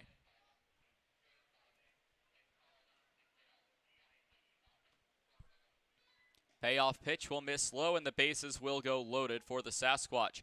So an inning after the Trappers tie the game, have a chance to lose it in big fashion with the bases loaded and nobody out.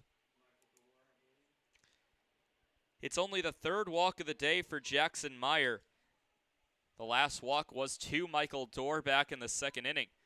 Gage Ninnis will advance to second base while Bachman gets to third. Time will be called as Montario May will come out to talk to his pitcher in Jackson Meyer, as it looks like this could be the day for Jackson Meyer.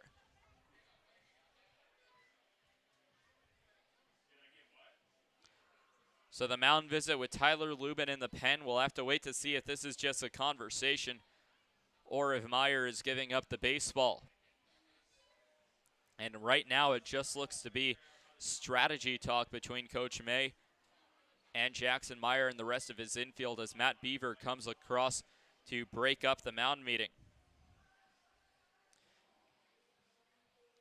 So Tyler Lubin comes all the way into the ballgame before he has to turn around and say, my bad, thought he was coming in from the bullpen and has to put it in reverse.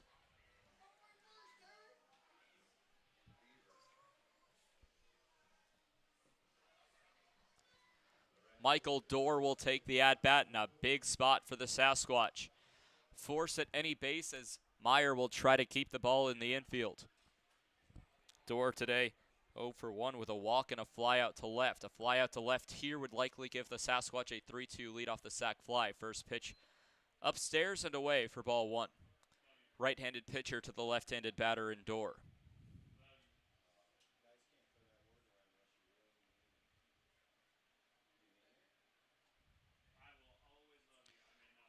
1-0 pitch will miss downstairs for ball 2, so 1 high, 1 low.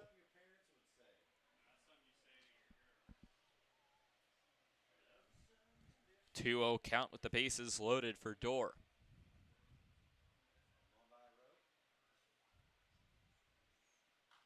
On a ground ball for a chance for 2. Kim will fire home to Summerfield. Summerfield receives the ball for the force out at home for out number 1. Bases will remain loaded. So Kim, a heads-up play by going home, will bring up Cade Stuff. And it looks like we will have a pinch hitter here, as Dorr reaching on a fielder's choice. At second safely is Hayden Driggs. At third safely is Gage Ninnis. Bachman out between third and home. So time called as there will be a pinch hitter coming in for the Sasquatch. Waiting to see who it is. Unable to tell that number right now. It's number 32 in Zachary Creeth. So laid down the suicide squeeze yesterday. We'll see if he goes with the same thing today. Was ruled as a base hit, so right now the only player on the Sasquatch batting 1,000, 1 for 1 on the year.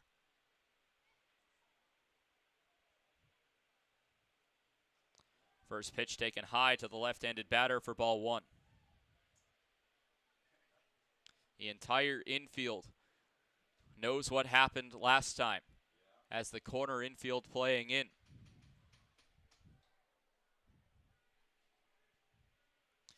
Ball and no strikes taken high for ball number 2.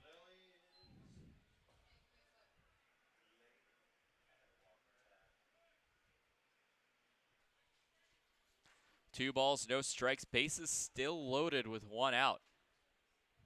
2-0 on a high fly ball to deep right field. Griffin will reach up and make the catches, breaking for home. So the runner from third and Gage Ninnis. A sacrifice fly to right field as Creeth still batting 1,000.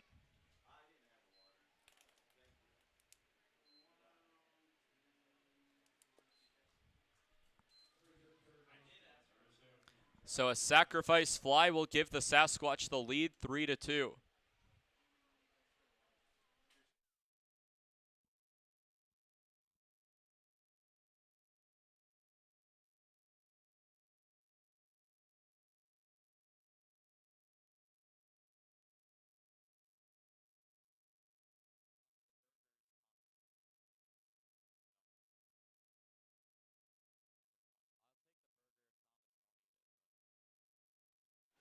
Swing and a miss for strike number 1 will go to Johnny McHenry,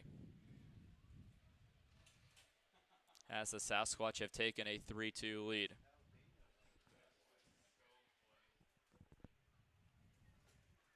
Top of the 7th, 2 outs with runners at the corners. 0-1 will miss low as the count will go even to a ball and a strike.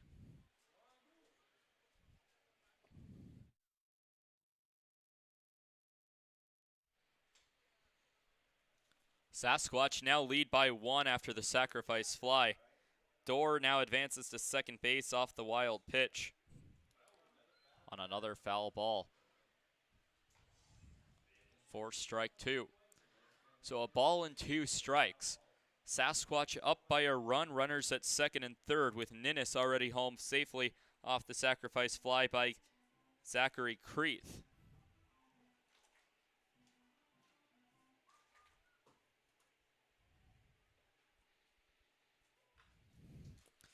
On a ground ball hit to Andrew Kim. Kim will fire onto first base in time for the out.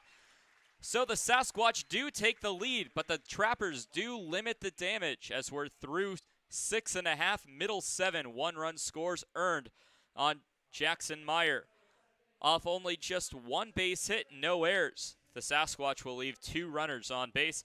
3-2, Sasquatch lead, with Weston, Summerfield, and Williams coming up in the bottom of the 7th.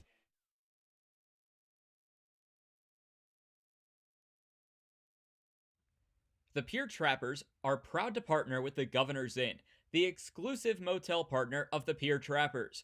Call 605-224-4200 for a special Trappers rate when you visit Pierre and Hyde Stadium. Whether you're coming for the best hunting, fishing, and outdoor recreation in the Midwest, just passing through, or coming out to the ballpark, the Governor's Inn is the place for you. When it comes to clothing in the capital area, Total Beauty and Speedway Laundry have you covered. Speedway Laundry offers the fastest way to clean clothes, with free Wi-Fi offered while you wait. Next door, family-owned and operated Total Beauty has a constantly changing inventory of top-quality clothing. Check out the newest lines in clothing by giving Total Beauty and Speedway Laundry a visit at 111 First Street in Fort Pierre.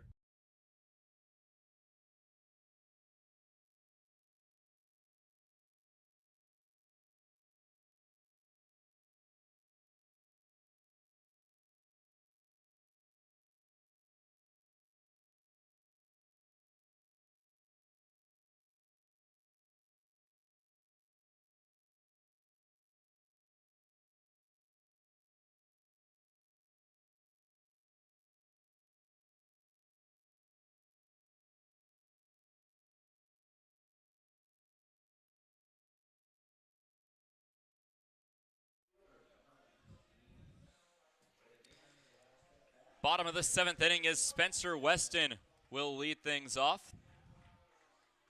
Bottom of the order, the 7-8-9. Spencer Weston hit a solo home run in his previous at-bat and will come up to the plate here in the bottom of inning number 7. First pitch will miss low for ball 1.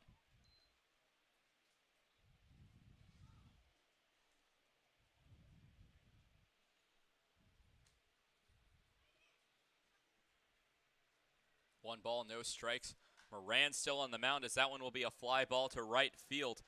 Heading after it is Dorr in foul territory, sliding and unable to make the catch for strike number 1. Just out of our view in the press box, but did not come up with it.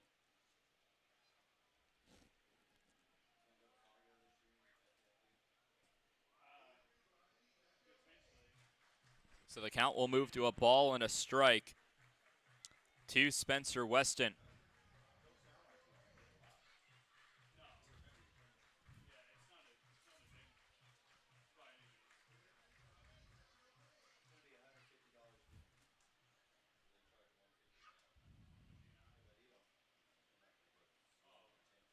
So a ball and a strike. The pitch from Moran fouled back into the screen will roll back out onto the field. Strike number 2. Standing on deck, Nolan Summerfield, Richie Williams in the hole.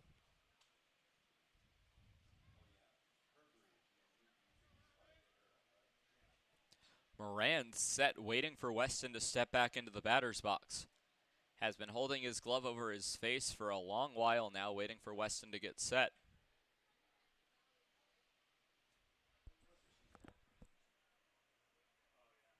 Winds up and deals on a ground ball. Will get through the left side of the infield for a base hit, and Weston will lead things off here in the bottom of the 7th with a leadoff single, bringing up Nolan Summerfield.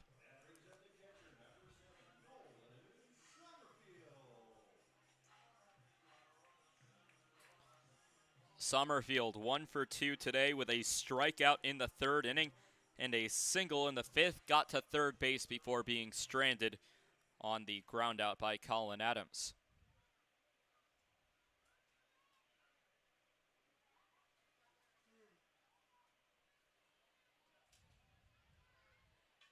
Shows bunt, pulls back, throw back down to first base on the pickoff attempt. Good stop by McAdoo to stop it rolling into the outfield, but Weston's safe at first.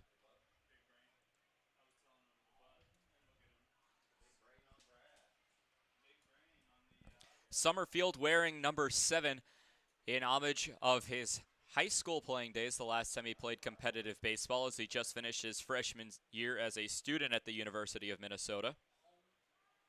Time called as Moran was about to deliver as Summerfield called time. Wore number 7 as a catcher.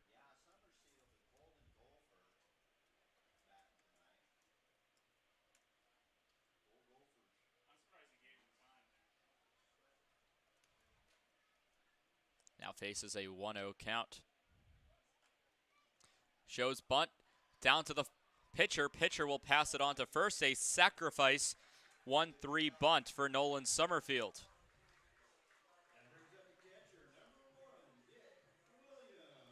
Weston will advance over to second base to get into scoring position with 1 away, as it will bring up Richie Williams. Williams out of the University of Maine. 1 for 2 today, so now 6 for 9 in this series against the Sasquatch.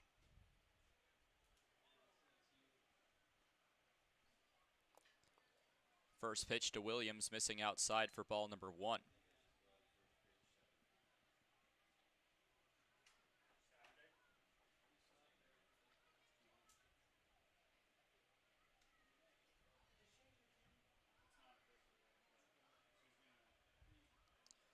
Ball and no strikes. A look back over to second base. Once more looking at Weston. 1-0 will also miss, pushing the count to 2 balls and no strikes.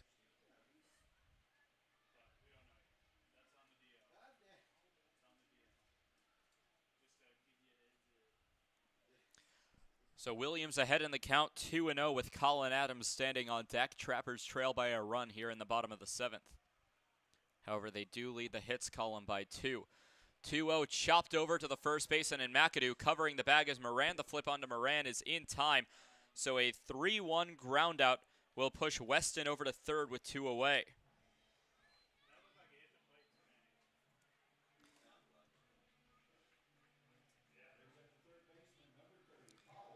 Top of the order, Colin Adams, 1 for 3 today. Needs a base hit to tie the ball game with a runner standing at third base just 90 feet away.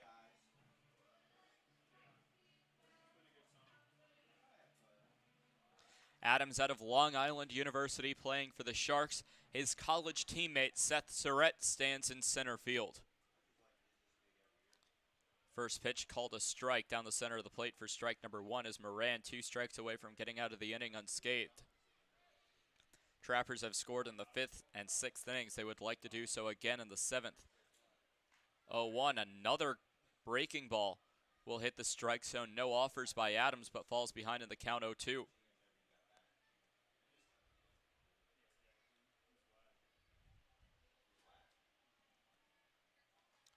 The 0-2 will miss well inside for ball number 1. For the Sasquatch fans watching along, not looking good for the other game that they're scoreboard watching right now. The Fremont Moo lead 4-0 over the Pioneers in the top of the 5th.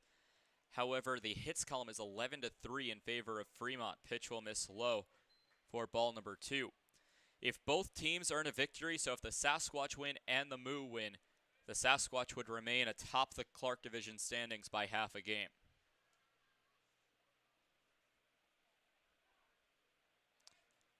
Time called as Adams steps out of the box, but drama building up for the final few days of the season.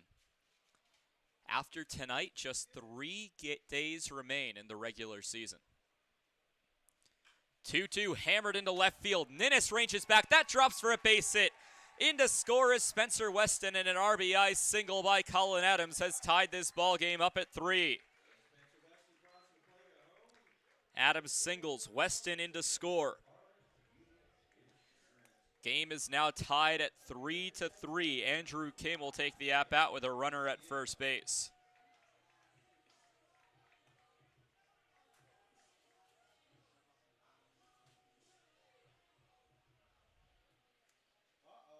Time called is now the head coach, Jared Molna, will come out to talk to his pitcher in Riley Moran, and the entire infield will come in as well, as it looks like we will have a pitching change as Moran doesn't even want to talk about it. Hands the baseball up and walks back to the dugout. Pitching change coming up for the Spearfish Sasquatch as the game has been tied 3-3. Andrew Kim coming up and a new pitcher coming in when we come back.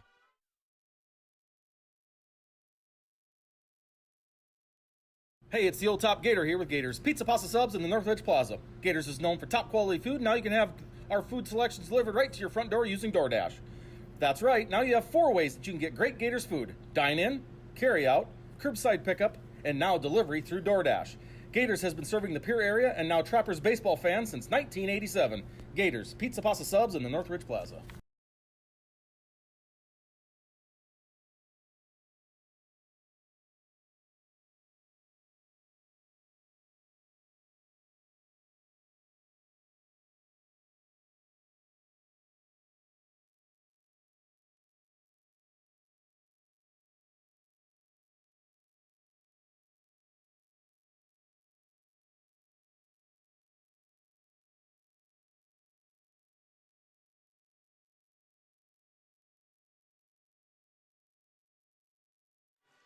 Hayden Silty, who came in as the left fielder yesterday, is getting a pitching appearance today. In his 13th appearance, carries a 2-3 record with an 8.88 ERA. His last pitching appearance back on July 29th against the Sioux Falls Sunfish. Pitched 3 innings, did not have a great appearance, allowing 11 hits, 6 runs, all of them earned, no walks, 3 strikeouts. Has a .412 batting average against him.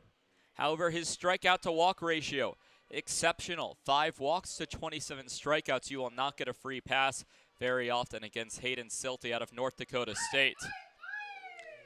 So a chance for Silty to take on his college teammate in Garrett Hill, who sits 4 batters away.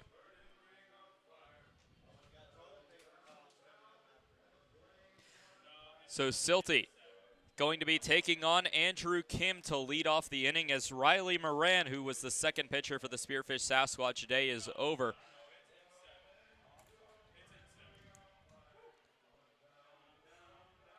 So Silty having a full series here in Pierre, South Dakota. Was in left field, took a few at-bats yesterday. As a batter, Silty went 0 for 3 with a strikeout and a walk.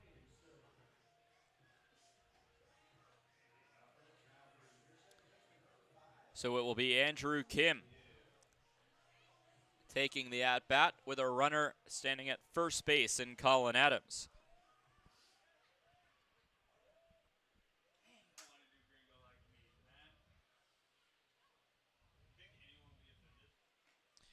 First pitch on the inside part of the plate for strike number 1.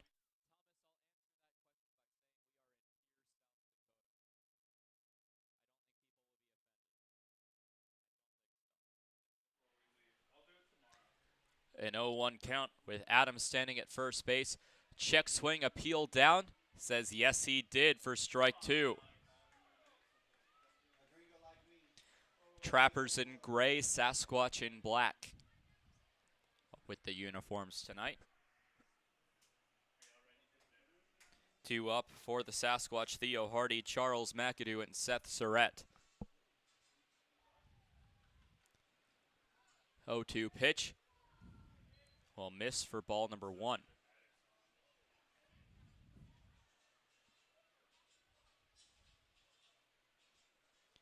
So a ball and 2 strikes. Andrew Kim 0 for 3 today with a pair of strikeouts and a pop out to the shortstop. 1-2 on the outside part of the plate will even the count 2-2.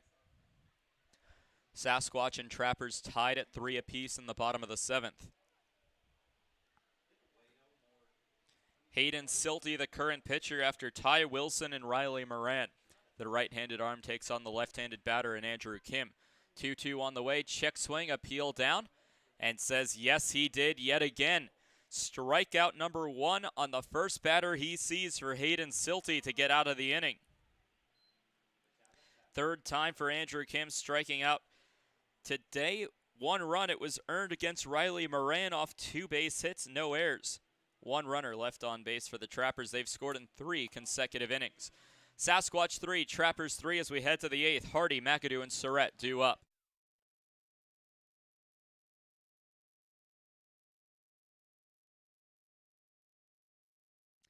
Wow, Shell's Quick Stop is the place to go for a variety of food, drinks, fishing tackle, and more. Hungry? Come on down for breakfast pizza, burritos, biscuits and gravy, soup, salad, and wraps. Thirsty? Try their hot and cold espresso drinks, lattes, frappuccinos, and milkshakes from the drive-up window. Heading down to the water? Stop by to pick up minnows, crawlers, and leeches to secure the big bites. All of it's down at Shell's at 621 West Sioux Avenue. The Governor's Inn is the exclusive motel partner of the Pierre Trappers. Check out the special Trappers rate for your visit to Pierre and Hyde Stadium this summer. Call 605-224-4200 directly to get the Trappers rate. With free wireless internet, a deluxe breakfast, and an indoor pool and hot tub, there's no reason not to stop at the Governor's Inn.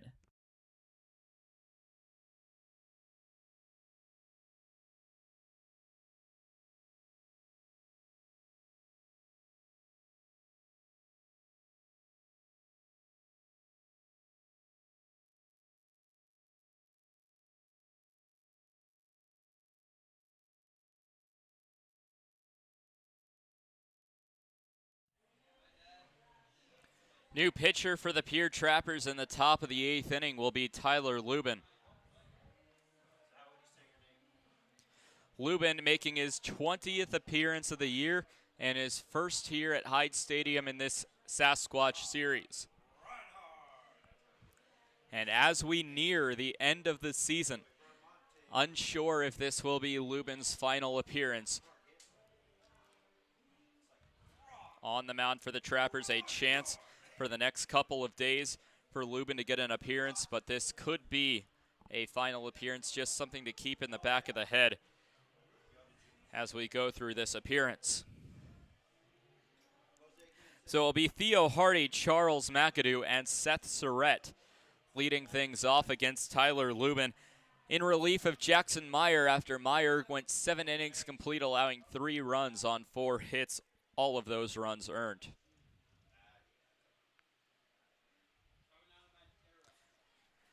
So stepping up will be Theo Hardy to lead things off here in the 8th inning.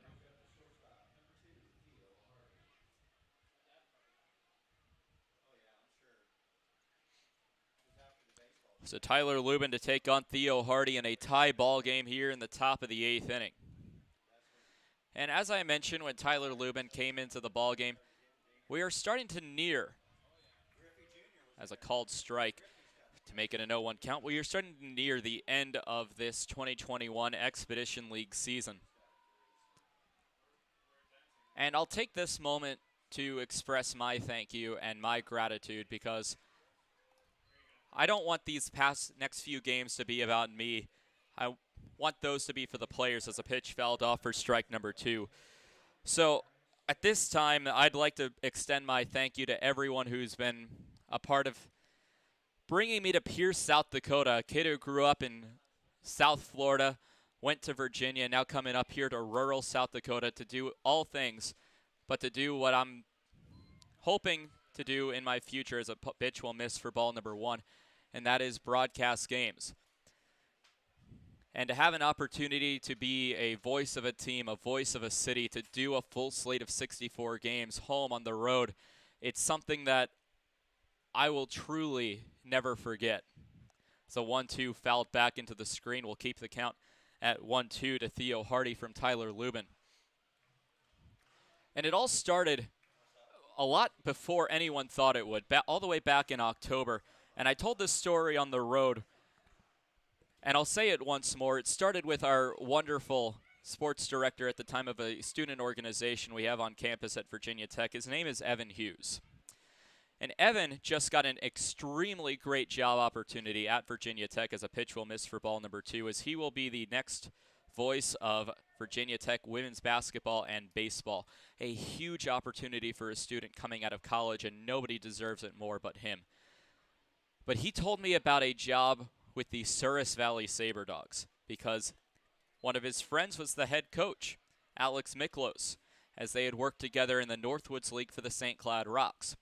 Told me to apply for the job, so I did. Payoff pitch coming to Theo Hardy.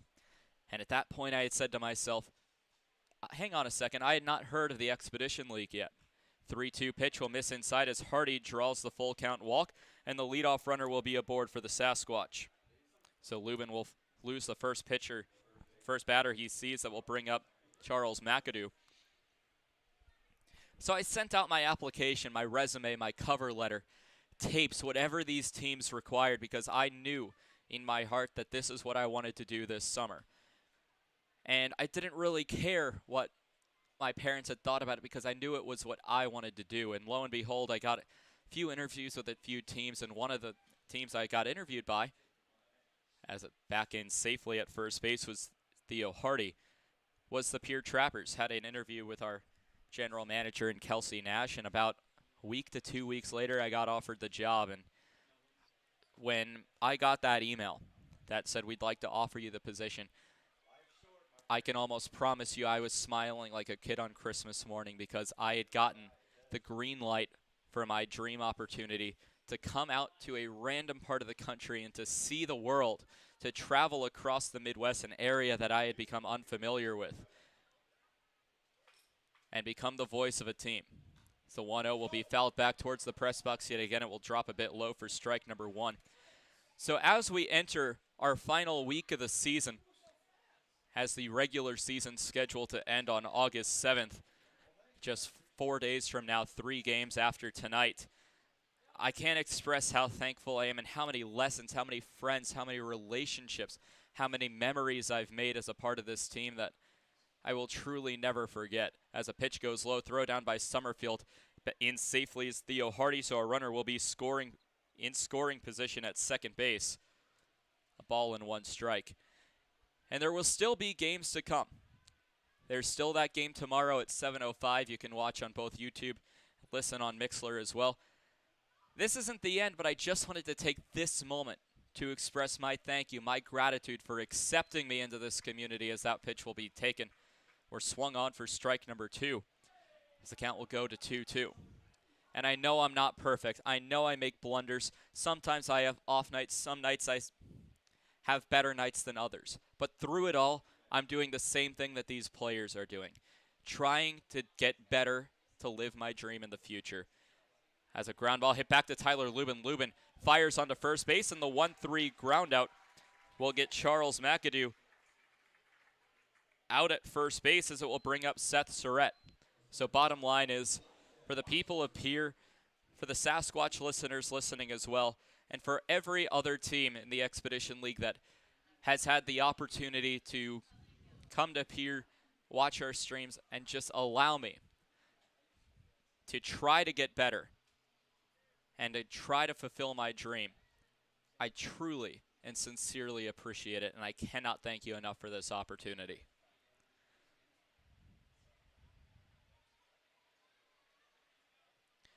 So with all that being said, Seth Surratt will take the first pitch for strike number 1. Like I said, I don't want the end of this season to be about me. So from now on till the end of the season, it is about the player's journey through the rest of this Expedition League year. And it will start with Seth Surratt against Tyler Lubin, facing an 0-1 count. On a ground ball back to Lubin, it pops out of Lubin's glove. Lubin picks it up, fires onto first base, and that one will be in time. Lubin in athletic play. Back-to-back 1-3 groundouts will bring up Ryan Bachman.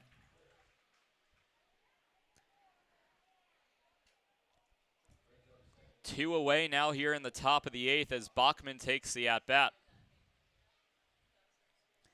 Bachman 1 for 3 with a strikeout, fly out to left field, and a single.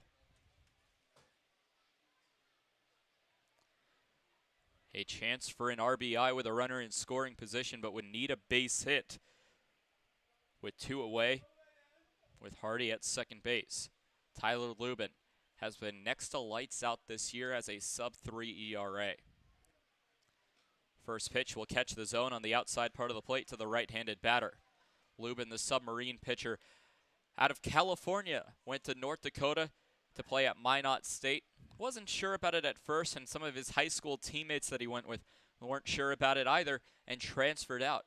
But Lubin stayed, said that Minot now feels like more of a home to him than California does, as the 0-1 hit towards right field, chasing it into foul territory, as it will drop for strike 2.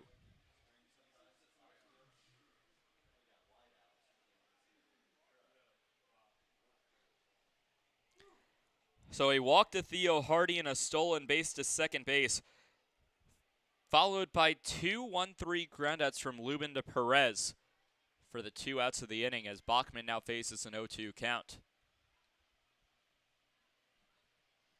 And there are many other broadcasters around this league that are trying to do the same thing that I am, and while it is a very competitive field, what I really love about what this community has brought is a sense of camaraderie, a sense of friendship and relationships. As the broadcasters of the Expedition League called strike 3, will leave it there. Bachman a bit confused, but he will go down on strikes looking. First strikeout for Tyler Lubin. No runs, no hits, no errors. A runner left on base. Middle of the 8th. Trappers come up in the bottom of the 8th with Perez, Cardoso, and Hill due up in the bottom of the 8th inning for the Pierre Trappers.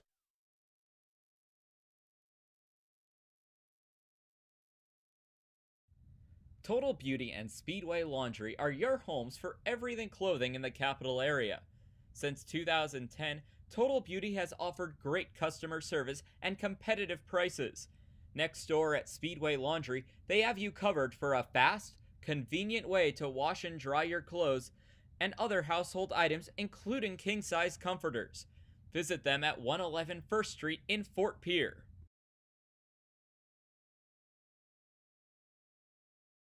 You don't need an illness to need a doctor.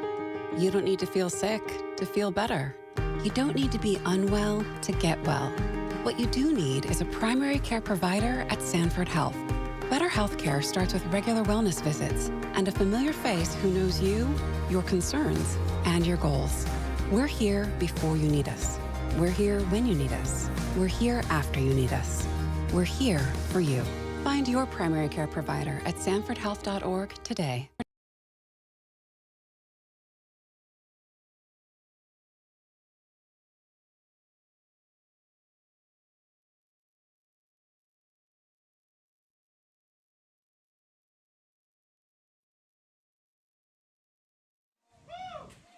Bottom of the 8th, Hayden Silty still on the mound.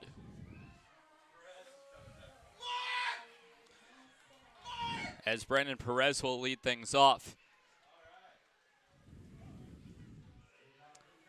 Before we went away, I was talking about how the broadcasters of the Expedition League have created a sense of friendship, and it's not a competition. It's not the Pioneers against the Moo. It's not broadcaster versus broadcaster. It's really a sense of, hey, I hope your team does well this season. While we do hope that our respective teams do end up coming out on top, it is not a strict rivalry. As a pitch taken outside for strike number 1. And Cameron Parker, the amazing voice of the Spearfish Sasquatch, just sitting in the booth next door to me, had a chance to meet a ton of the Expedition League broadcasters this year, as it will be fouled off for strike number 2.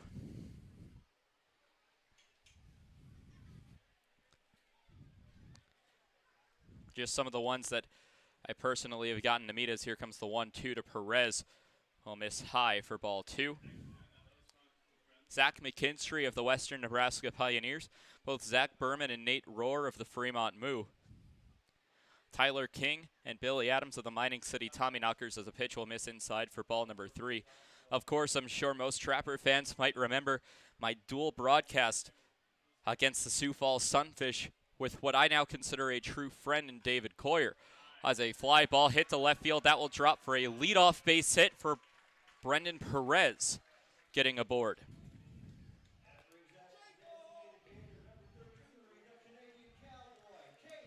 As it will bring up Caden Cardoso. Max Tanzer of the Souris Valley Saberdogs. And a few that I did not get to meet as well, as the Trappers did not get a chance to play them, but Hannah Martin of the Casper Horseheads, Sam Henderson of the Badlands Big Sticks, all these people just simply trying to do one thing and chase their dreams. Perez, hesitant on a drop ball, will retreat back to first base.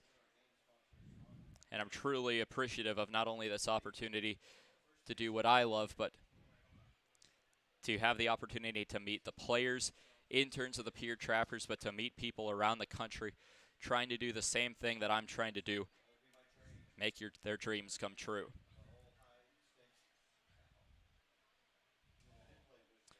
Ball and no strikes will miss low to Cardoso for ball number 2. Perez standing at first base after a leadoff single. Trappers doubling the Sasquatch in terms of hit count, 8-4.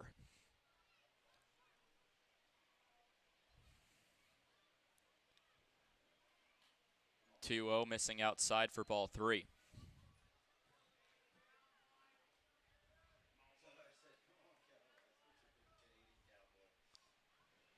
3-0 count. A walk would push Perez into scoring position for Garrett Hill, who had an RBI double his last at-bat. 3-0 will be called a strike, however, pushing the count to 3-1. Still a hitter's count for Caden Cardoso. For the Sasquatch fans curious of that game in Gehring, Nebraska, they are in the bottom of the 6th. Moose still in front of the Pios, 4-0. Pios currently batting nobody out with a runner at second base, Cade McGee at the plate. 3-1 pitch to Cardoso will miss low for ball 4. Perez will be pushed over to second base, bringing up Garrett Hill.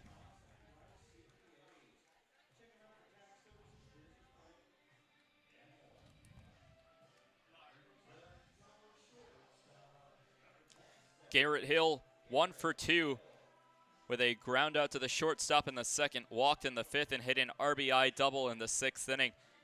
That at the time was a game-tying double in the 6th.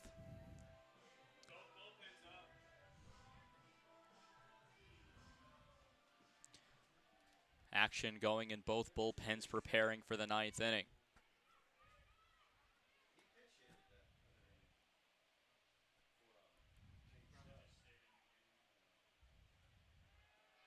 Pickoff attempt back to second base, and they have Perez rung up by a mile.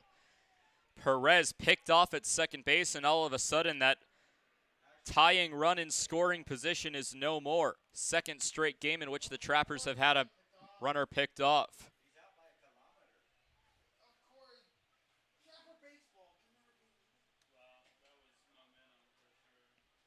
So now Hill batting with a runner at first base. However, his last double, Perez was standing at first base only and pushed the runner across 3 bases.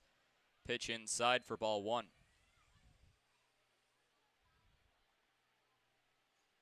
Second straight night in which the Trappers have had their momentum shot by a pickoff.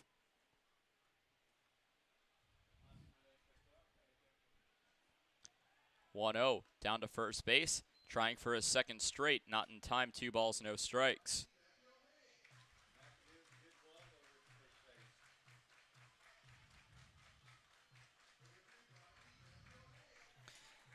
Jacob Griffin stands on deck. Garrett Hill taking the current at-bat with a 2-0 count. 2-0, fouled off down the left field line. Will go for strike number 1. Temperature at first pitch was 88 degrees. Since then, we're about 2.5 hours in. It has cooled off by 13 degrees, now 75 degrees here in Pierre.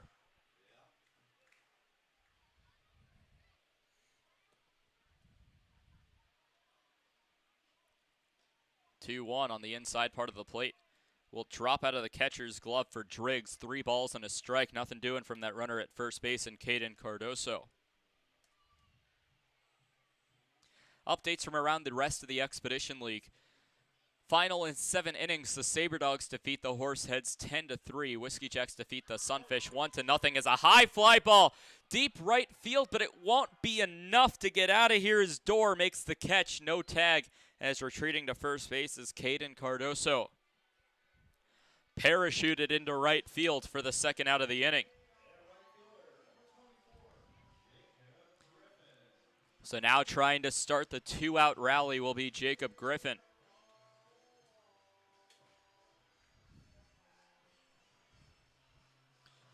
Griffin with 2 away will take the at-bat with Cardoso standing at first.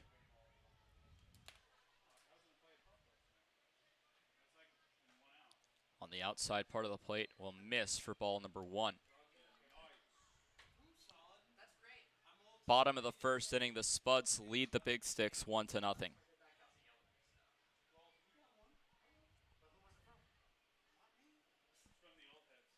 1-0 count, fouled off for strike 1.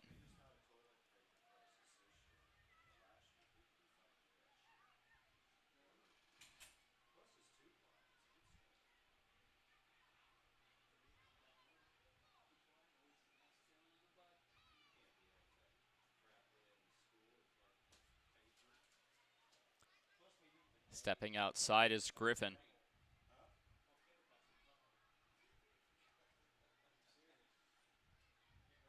So a ball and 1 strike. Driggs will come out to talk to the pitcher in Hayden Silty.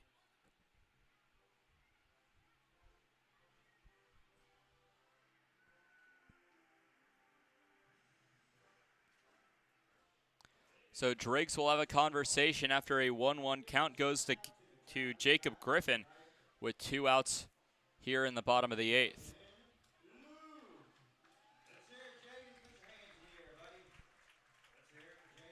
If the final out's recorded with no run scoring for the Trappers, we'd head to the 9th tied with Ninnis, Driggs, and Dorr due up.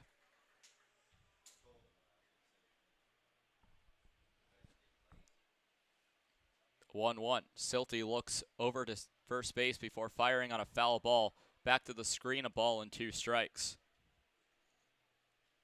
We appreciate those of you still listening along on both the Pierre Trappers YouTube and Mixlr live streams. Thank you for making us a part of your Wednesday evening.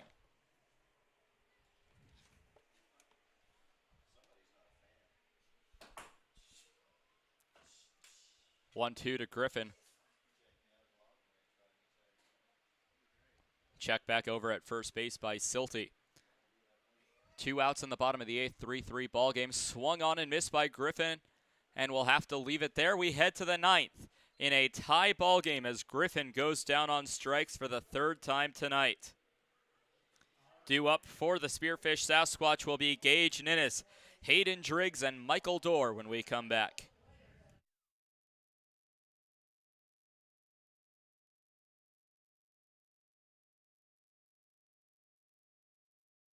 Trappers fans, summer is here. Get your boat back in shape with a visit to Dano's Marine. Dano's Marine will get you back out on the water this summer with excellent service and years of experience. Give them a call at 605-224-6612 or visit them at 320 St. Charles Street in Pierre. Any water, any problem, Dano's Marine.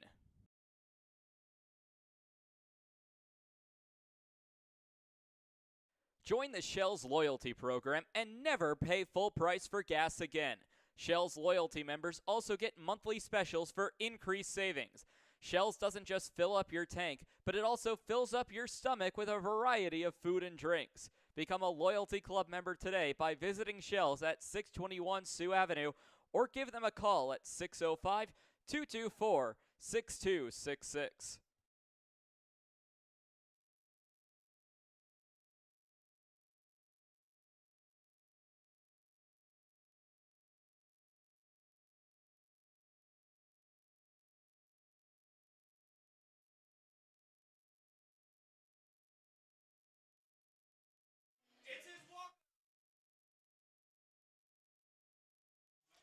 Jared Shelton out of the University of the Cumberlands will come in to pitch the top of the 9th to take on the 6, 7, 8 portion of the batting order in Gage Ninnis, Hayden Driggs, and Michael Dorr.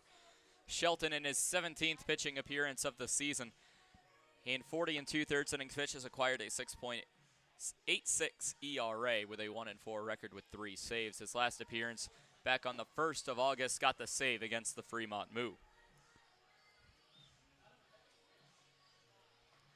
Have word that the Fremont Moo from the press box in Gehring, Nebraska are tuning into this game to see how the end of this one will go, to see if they can take a lead over the Sasquatch today.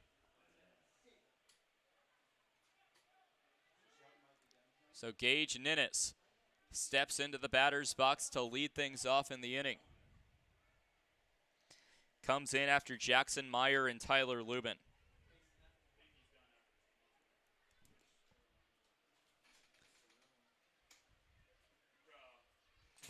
Shelton toes rubber, a high kick and deal on a pitch that will miss low for ball 1.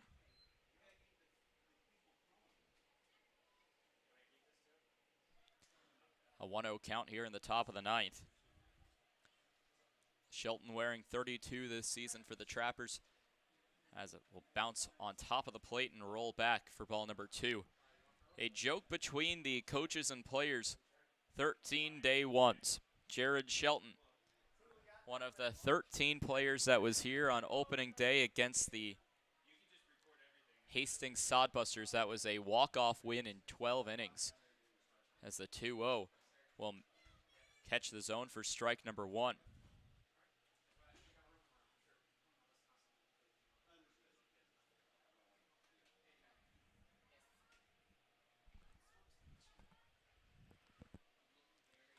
Two-one, dribbled over to the shortstop. Good chance for Hill. Hill picks it up, fires onto first base in time for the out. So a 6-3 ground out will lead things off in the 9th inning, bringing up Hayden Driggs.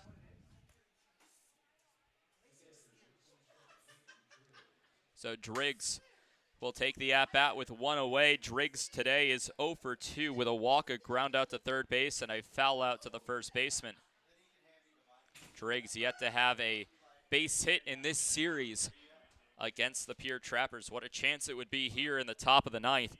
And I'm sure both teams want to avoid extra innings. First pitch from Shelton will miss outside for ball number 1. Taking a look at the game summary. The Spearfish Sasquatch with an early 2-0 lead off the back of a leadoff double and a walk with a couple of stolen bases. A pair of sacrifice flies drove home the first 2 runs. It was 2-0 Sasquatch most of the way through the game. Then in the bottom of the 5th, as another pitch will miss low for ball 2. The Trappers scored their first run of the ball game off a Spencer Weston solo home run. Bottom of the 6th, they struck again with a Garrett Hill RBI double. That tied the game at 2-2. The Sasquatch said, "We've had enough," and took the lead again in the top of the 8th. Top of the 7th, excuse me. Called strike will push it to a 2-1 count. That run scored off a sacrifice fly, so all 3 runs for the Sasquatch today have scored off the sacrifice fly by Zachary Creeth, Charles McAdoo, and Seth Surrett, the players heading into the sacrifice. Sasquatch took a 3-2 lead into the 7th inning stretch. 2-1 will miss for ball 3. The Trappers responded. A leadoff base hit for Spencer Weston. He advanced 1 base per batter before eventually scoring off an RBI single by Colin Adams. That tied our ball game at 3. 3-1 on a ground ball down the right field line will hook foul.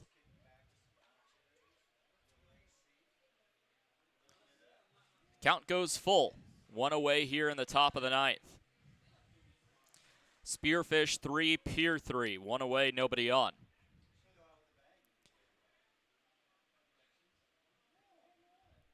Driggs steps back into the batter's box trying to start a 9th inning rally. Payoff pitch dribbled over to the shortstop. Hill, athletic play over to first, will not be in time. So in there with his first base hit from here at Hyde Stadium this season will be Hayden Driggs. So Driggs gets aboard with 1 out that will bring up Michael Dorr.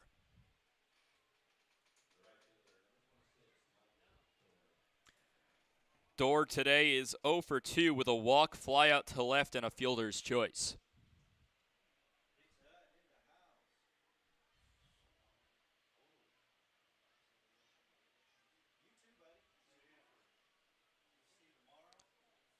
First pitch, check swing, appeal down, says yes, he did. Strike number 1. An update from Gehring, top of the 7th inning. The Moo have taken a 5-0 lead off a solo home run by Peyton Leeper. 5-0 Moo over the Pioneers. 0-1 on the outside part of the plate will even the count to 1 ball, 1 strike. So if the Moo hold on to win, the most the Sasquatch can do is lead by half a game with a win of their own. A loss would put the Fremont Moo at the top of the Clark division by half a game, setting up some drama in the final 3 days of the season. 1-1 fouled off for strike number 2, a ball and 2 strikes.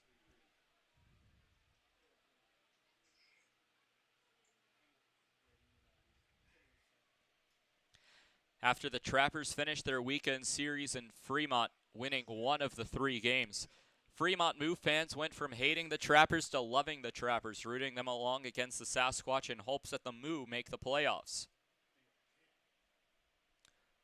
Same with the Sasquatch. They were rooting for the Trappers in Fremont, now rooting against them as called strike 3 will go for out number 2.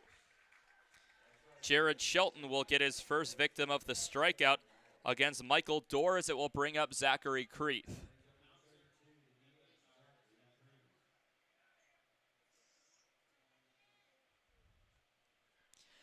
Creeth hit a sacrifice fly in his last at-bat, is 0 for 0.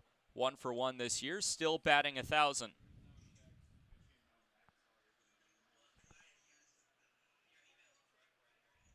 Runner at first pitch to Creeth. Called a strike on the outside part of the plate to the left-handed batter.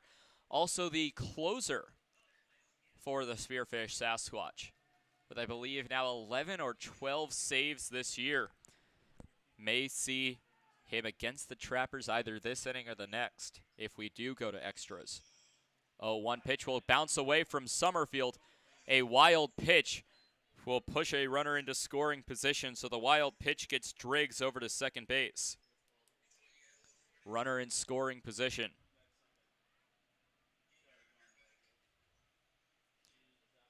Two and 1 as the pitch misses low.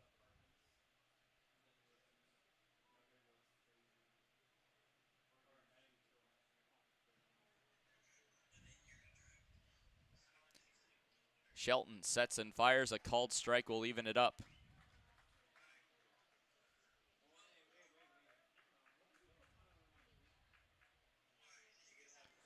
Spearfish and Pierre tied at 3 apiece. Runner at second base. Shelton trying to get out of the inning and give his team a chance to walk it off through a tied ball game. 2-2 chopped foul and will keep it at 2-2. Spencer Weston, Nolan Summerfield, and Richie Williams due up for the Trappers when we come back in the bottom of the ninth.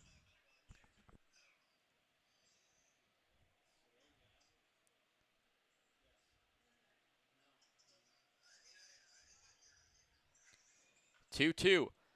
Pop fly over to third base. Colin Adams reaches up to make the catch, and that will end the frame here in the top of the ninth. 3 outs now.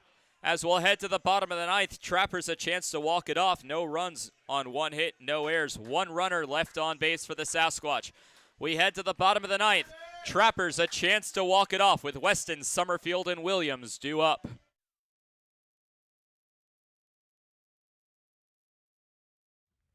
The Pierre Trappers are proud to partner with the Governor's Inn, the exclusive motel partner of the Pierre Trappers. Call 605-224-4200 for a special Trappers rate when you visit Pierre and Hyde Stadium. Whether you're coming for the best hunting, fishing, and outdoor recreation in the Midwest, just passing through, or coming out to the ballpark, the Governor's Inn is the place for you.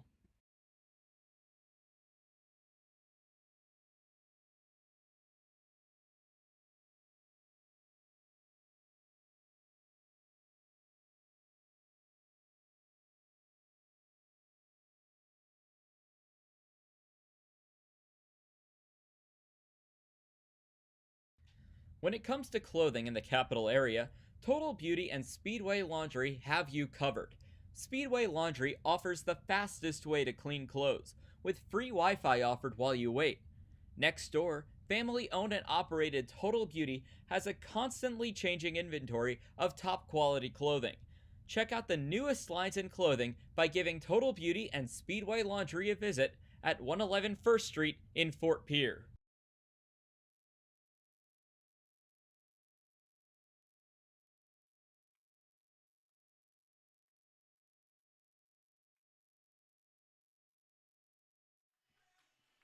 Bottom of the ninth. The most exciting and the most heartbreaking inning in sports. As it will be, Spencer Weston leading things off. Has had a great day so far, 2 for 3 with a home run and a single in the 7th inning. So Weston will lead things off against Hayden Silty, who's been pitching since the end of the 7th inning. Came in with 2 outs in the 7th, recorded the final out, then pitched through the 8th, scoreless. Trappers have not had a walk-off home run this year, as a called strike will miss. Trappers have not also given up a walk-off home run on the road.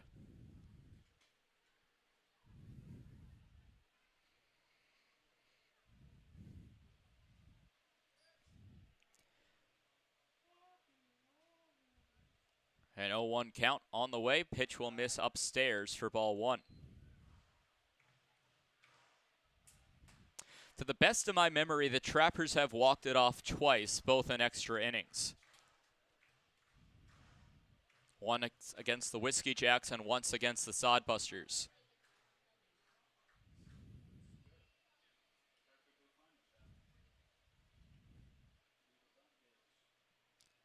So a ball and a strike on the way on the inside part of the plate. Called strike number 2. Count will move to a ball and 2 strikes to Spencer Weston from Hayden Silty.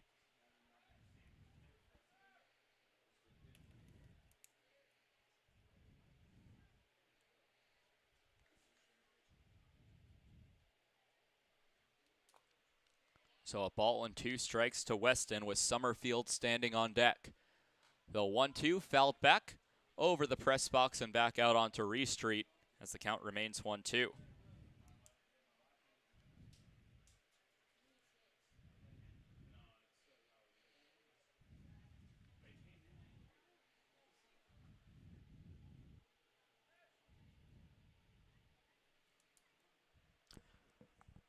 1-2 the count to Weston, the leadoff batter of the bottom of the ninth. Bats 7-hole. Swing and a miss for strike number 3 as Weston will be retired on strikes.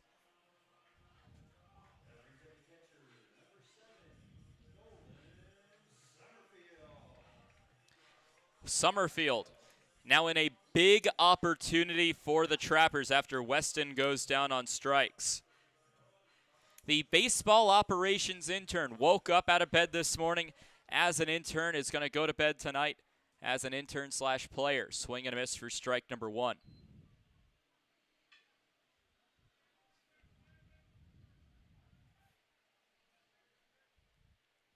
Sasquatch and the Trappers tied at 3. Summerfield today is 1 for 2. 0-1 on a foul ball heading back, and will loop into the crowd for strike number 2, giving a souvenir to a young fan.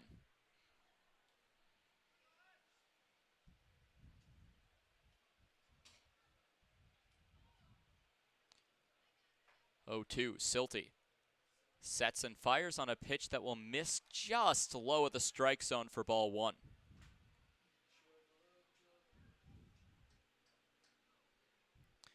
A 1-2 count here in the bottom of the ninth. Richie Williams stands on deck.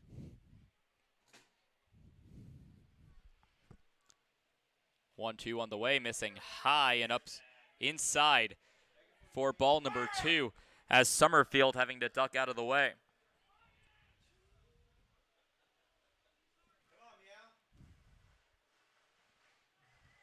2-2 to Summerfield with Williams on deck, 1 away, nobody on in the bottom of the ninth. Swung on and tapped over to the first baseman. McAdoo will pick it up, step on first base himself for the out.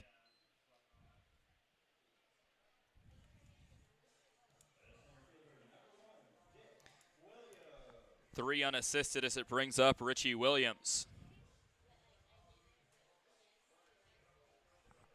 Williams today is 1 for 3. Struck out swinging in the third, singled in the fifth, then grounded out to the first baseman in the 7th. Comes up in the bottom of the ninth with 2 outs. If Williams gets out here, we'll go to extra innings. First pitch inside for ball number 1. Should we go to extra innings, Zachary Creeth would be the runner at second base with the extra inning rule.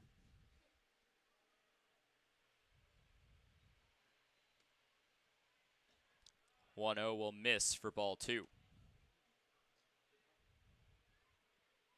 Trappers have had a close game with the Sasquatch in the ninth once before. Back in the very first game that they played them at the end of May, Sasquatch walked them off.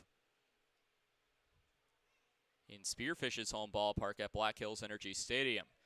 2-0 will miss for ball 3. And Williams goes ahead in the count, 3 balls and no strikes.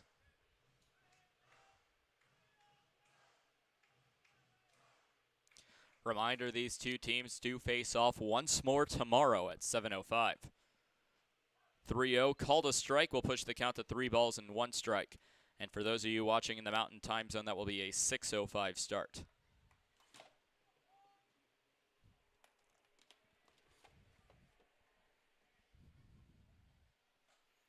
(3-1), big swing and a miss as the count will run full to the 9-hole batter in Richie Williams.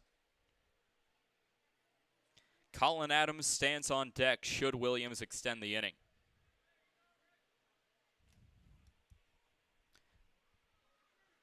Payoff pitch from Silty on the way.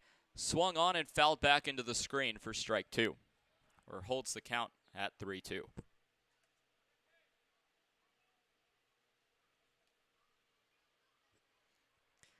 In Gehring, the Moo have broken that game wide open, 8-0 Fremont in the 7th.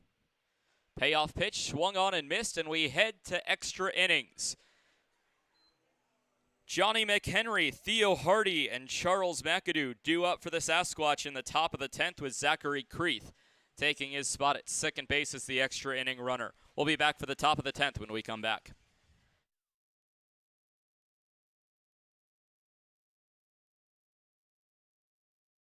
Hey, it's the old Top Gator here with Gators Pizza Pasta Subs in the North Edge Plaza. Gators is known for top quality food. Now you can have our food selections delivered right to your front door using DoorDash.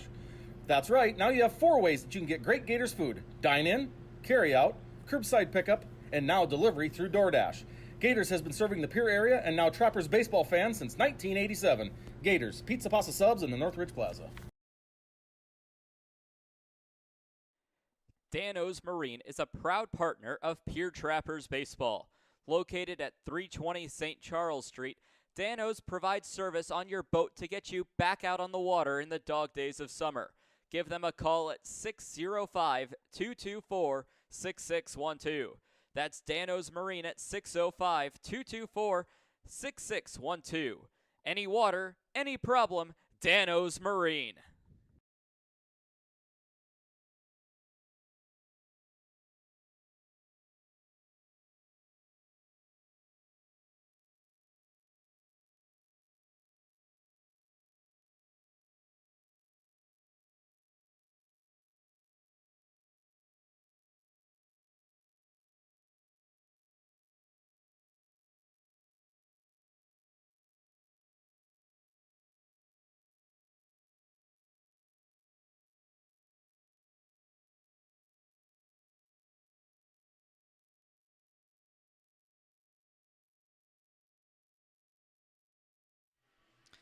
Top of the 10th as we approach the 3-hour mark on today's game. First pitch at 7:05. We're 10 minutes away from the 3-hour mark as it's currently 9:55 here in the Central Time Zone. Top of the order will be due up for the Spearfish Sasquatch. Zachary Creeth takes his spot at second base with the extra inning rule in effect here in the 10th.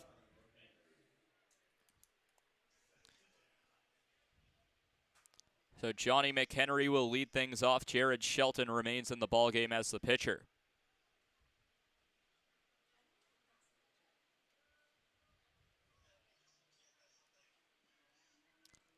First pitch inside and will hit him in the foot, puts 2 runners aboard. So Theo Hardy will now be the batter with a runner hit by a pitch in the foot. McHenry will get aboard. But not the worst news for the Trappers, as with a runner at second base, it will put a force at any base except for home. So Hardy steps into the left-handed batter's box with Charles McAdoo standing on deck.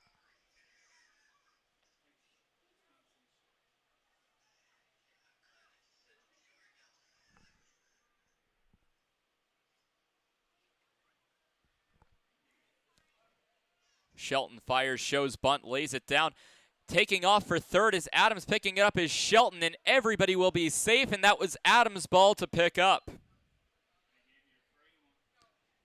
So it's a base hit for Theo Hardy, and that will put a force at any base, but the bases are now loaded with nobody out for the Sasquatch, giving them a great chance to take a lead in this ballgame with their power hitter in Charles McAdoo taking the plate.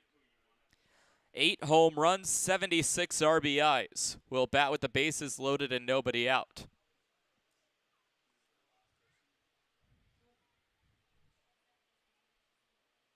Out of San Jose State, Shelton will wind up and deal on a pitch high and inside for ball 1.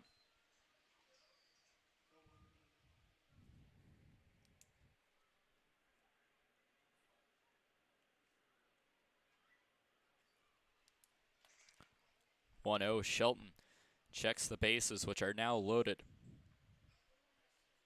1-0 pitch will miss upstairs for ball 2.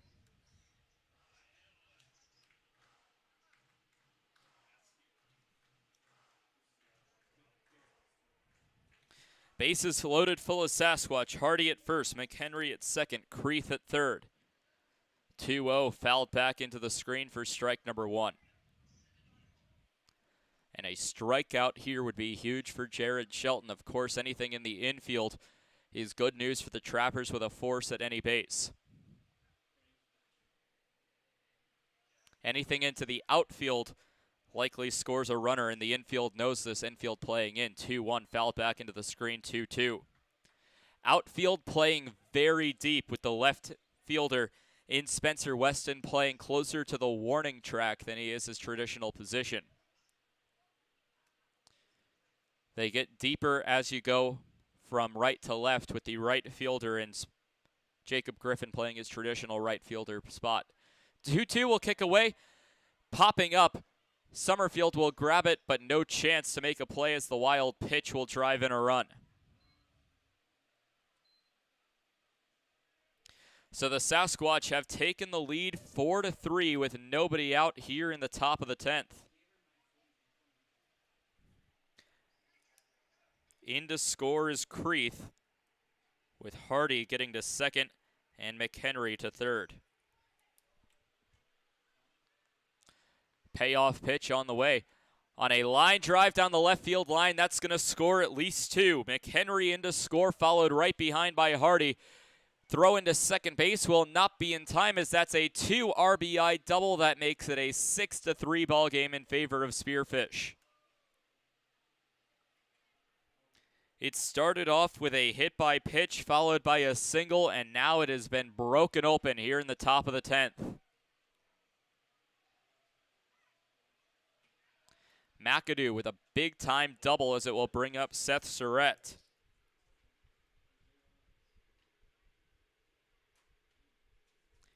McHenry in from third, Hardy in from second.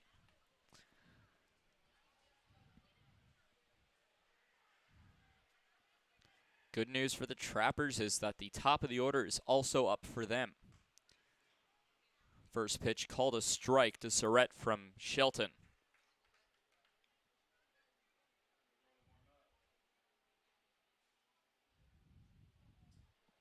Nobody in either bullpen, but there is starting to get action in the Sasquatch bullpen as a couple players walk down. 0-2 as that one was called a strike.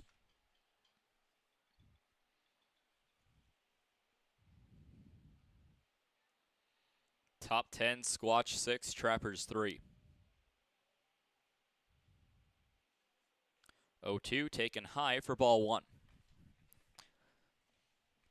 So a ball and 2 strikes to Seth Surratt, runner at second base in Charles McAdoo.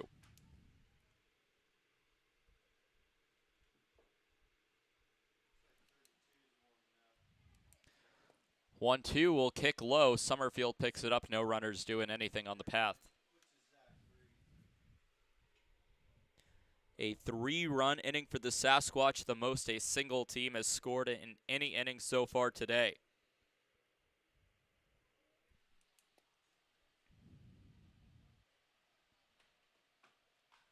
Two. Hit over to the second baseman and Andrew Kim. Kim will flip it onto first base for the first out of the inning, but it does allow Charles McAdoo to take off for third, putting another runner at third base. So it's now Bachman's turn to grab a bat with a chance for an RBI with a runner now at third base in Charles McAdoo, who advanced to third off the ground out by Seth Surratt.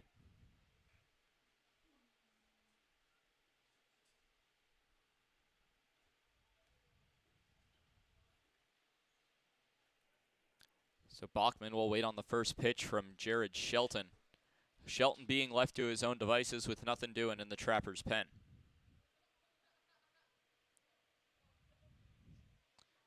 First pitch hammered straight to the first baseman. It will go into right field. It looked like Brendan Perez, the first baseman, had made a play, but it rolled into right field. Into scores Charles McAdoo off the RBI single by Ryan Bachman.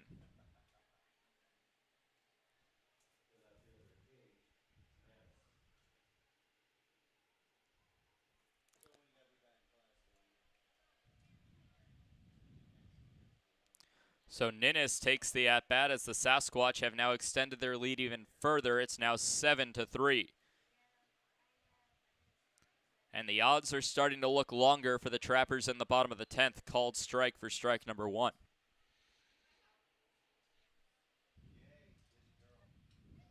A 4-run inning for Spearfish here in the top of the 10th.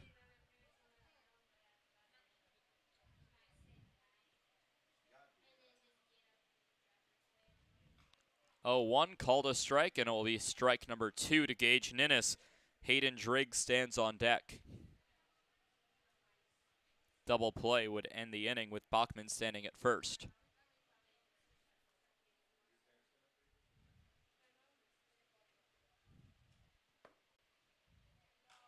0-2. Hit to the shortstop, and that will get through into center field for a base hit. Both runners play station to station, as that's the 4th base hit of the inning for the Sasquatch.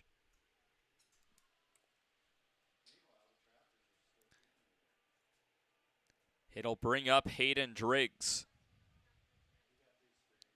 Time called as Summerfield comes out to talk to Shelton with runners at first and second.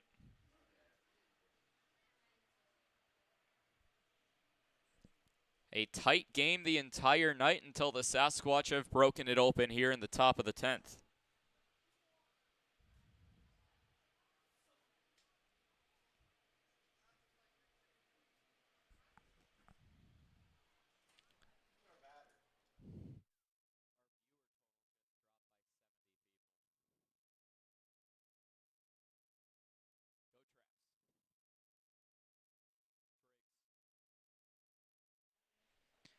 So Driggs will wait on the first pitch, called a strike, as the count will move to no balls and 1 strike. Sasquatch 7, Trappers 3 here in the top of the 10th.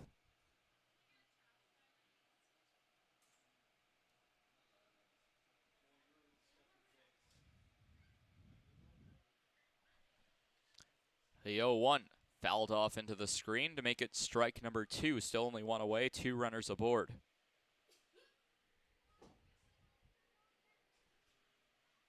So an 0-2 count to Hayden Driggs. Michael Dorr stands on deck. Top of the order, due up for the Trappers in the bottom of the 10th.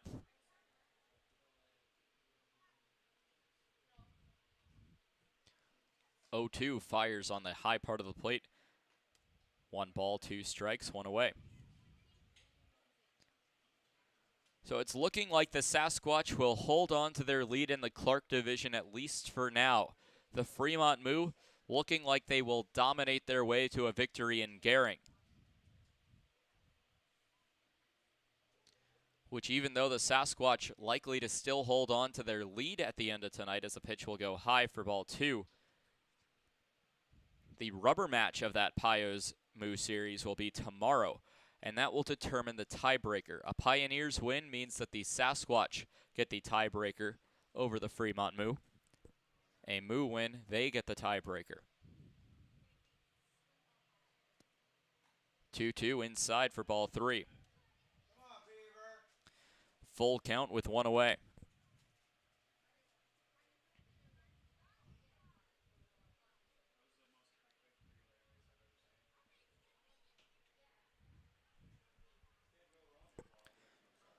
Payoff pitch with 1 away.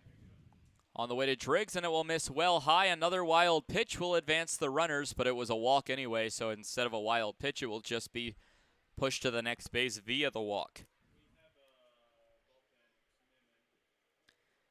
First walk surrendered by Shelton so far today, as now action going in the Trappers bullpen. Jacob Newman up and warming up.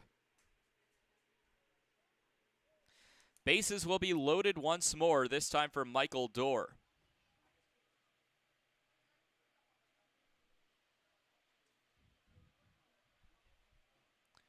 Shelton trying to get out of a big jam. First pitch inside for strike number 1.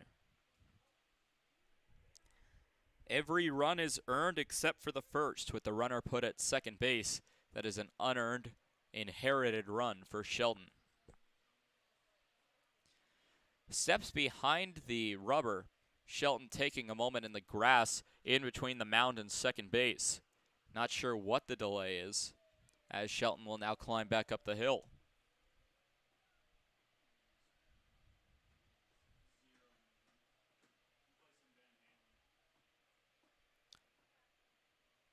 Seven to 3, Spearfish in front of Pierre. 0-1 well outside will even the count to a ball and a strike.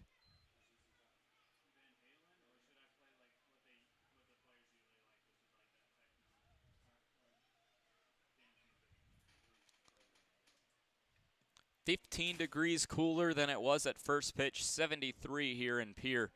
As time called yet again, Shelton will walk off. And I'm not sure what this is about, as Matt Beaver will walk back with him.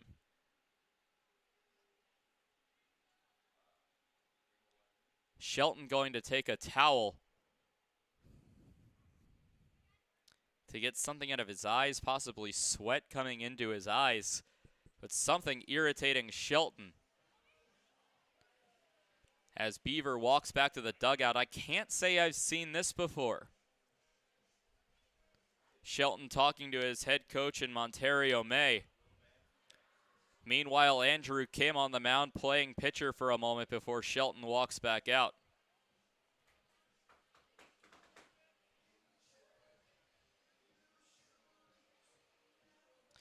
So Kim keeping it warm while Shelton walks back, as they'll have a short conversation before Kim retreats back to his normal position at second base. And I think it was something in Jared Shelton's eye, as he will carry a towel and put it behind him on the mound.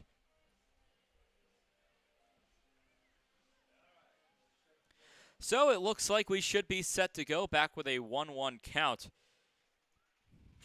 on Dorr. Skips in the dirt for ball number 2.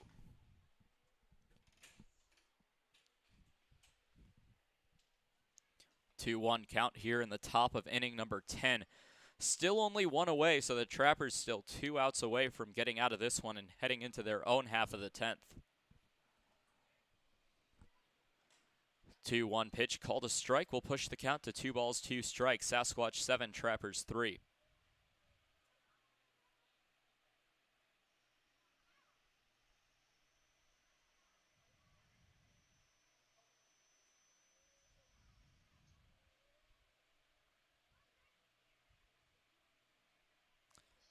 Two will miss high as the count will run full to Michael Dorr. No room at the inn with all 3 bases occupied. Time called is now the base coach of the Sasquatch, Beaver, looking over to Jared Molna. Dorr will step out of the batter's box looking down over towards his teammates at second base, more so towards Jared Shelton before facing a 3-2 count. Shelton delivers, swung on and missed for out number 2. And a big out number 2 as it puts the Trappers just an out away from stopping the bleeding. Due up for the Sasquatch will now be Zachary Creeth. Has been in and out of the bullpen. Expect him to come into the ballgame sometime soon as Creeth takes the at-bat.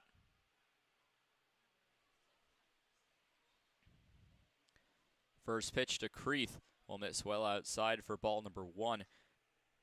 Is 0 for 1 today. So no longer batting 1,000, but instead 500.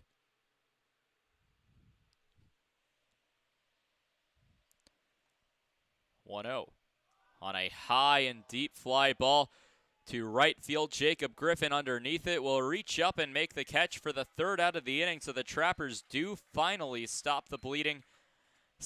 4 runs allowed in this inning as Creeth flies out to right field. Dorr, the previous batter, striking out, swinging on the 2nd strikeout earned by Jared Shelton. This frame 4 runs, however 3 of them earned off the back of 4 base hits, no errors. Sasquatch leave the bases loaded. We'll head to the bottom of the 10th. Top of the order, due up in Colin Adams, Andrew Kim, and Brendan Perez, with Richie Williams, the runner at second base.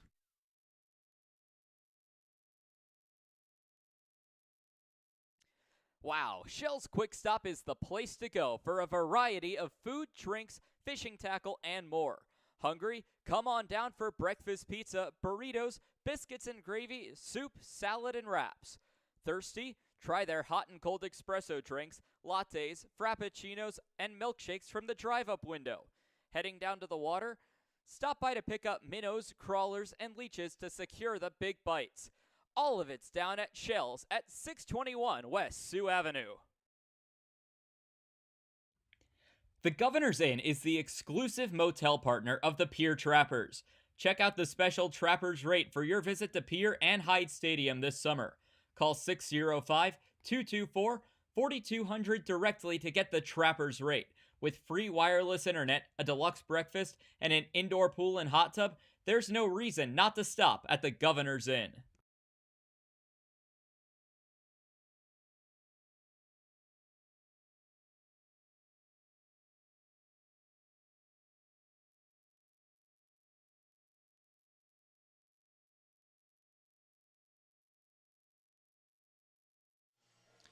Zachary Creeth, we've seen him bat a few times today. Now we'll get to see him on the mound. The pitcher out of the Colorado School of the Mines. A 2.51 ERA, a 3-0 record with 12 saves, and has a chance to slam the door right now. In the line for the win would be Hayden Silty. As Creeth comes in to slam the door in a non-save situation. Will be pitching in his 25th game for the Sasquatch this season. His last appearance 2 days ago against the Pierre Trappers. Pitched in an inning and a third, only allowed one base hit. Getting the save in that ballgame, his 12th save of the year.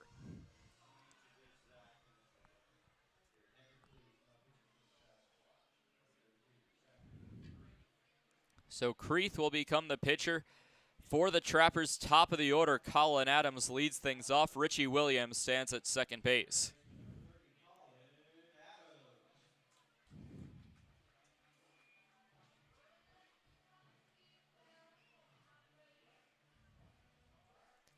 Colin Adams today 2 for 4 with a double, ground out to short, ground out to third, and a single in that order. Zachary Creeth trying to slam the door again, a non-save situation. Called strike on the outside part of the plate for strike number 1.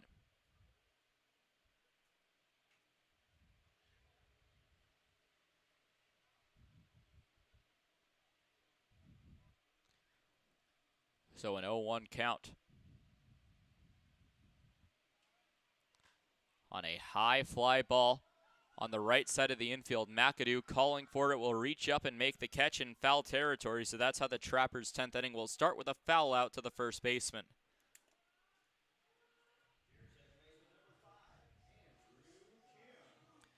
It'll be Andrew Kim, the next to bat with a runner at second base. The Trappers will have one less out to work with than the Spearfish Sasquatch did in the top half of the 10th.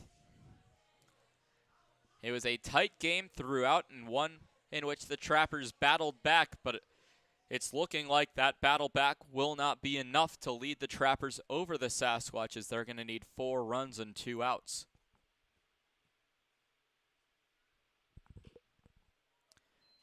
First pitch fouled back for strike 1.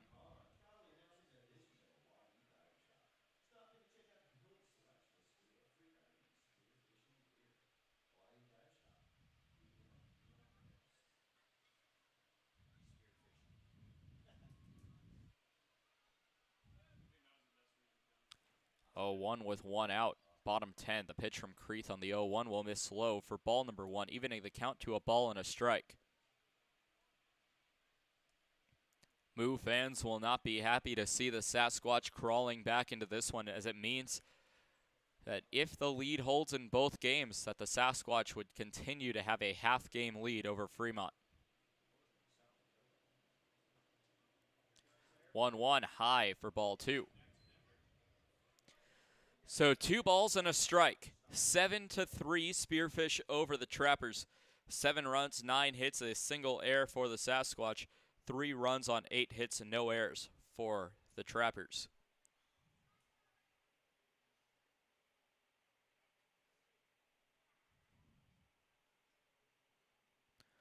Two, 1 look back at second base. Check swing. So that one will be called strike number 2 by home plate umpire Matt Beaver.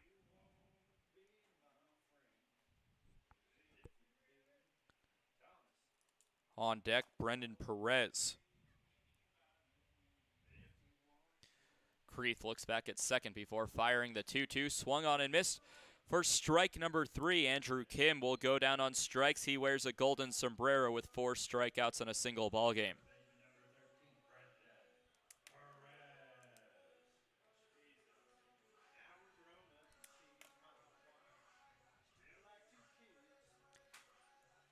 So Brendan Perez will take the at-bat.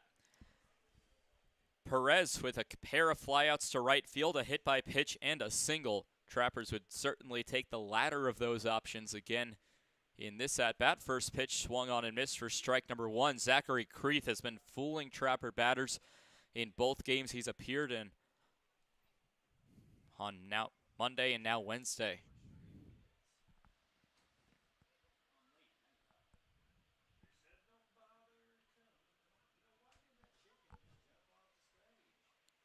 Oh, one swung on and missed. Driggs pops up, nothing doing at second base with Richie Williams, who's been stranded there through the first 2 batters. So Brendan Perez, 1 for 3, looking to come through to become 2 for 4.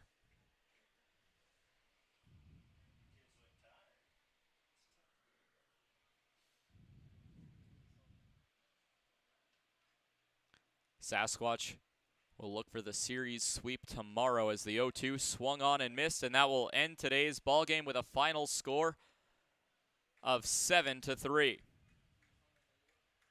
The Sasquatch come back in extra innings to win it 7-3. Tied at 3 heading into the 10th inning, and the Sasquatch took advantage, scoring 4 runs as Zachary Creeth comes in and pitches a 1-2-3 inning. Popping Colin Adams out into foul territory, then striking out Andrew Kim and Brendan Perez in succession. So the final score will be the Sasquatch 7 and the Trappers 3, with a final out recorded at 10:20 this evening. That goes for a game time of 3 hours and 15 minutes. Final line score will see the Sasquatch scoring 7 runs on 9 hits. They committed 1 error, while leaving a total of 8 runners on base. Meanwhile, for the Trappers, they scored 3 runs on 8 hits. They committed no errors. The Trappers leaving a total of 6 runners on base. Winning pitcher from the Spearfish Sasquatch will be Hayden Silty, as when the 4 runs scored, he was still the pitcher in the game. So we'll get credit for the win, while Jared Shelton gets the loss with a lead of 4 runs when Zachary Creeth came into the ballgame, and the tying run not in the on-deck circle. It will not be a save for Zachary Creeth, so he will not get save number 13 of the season.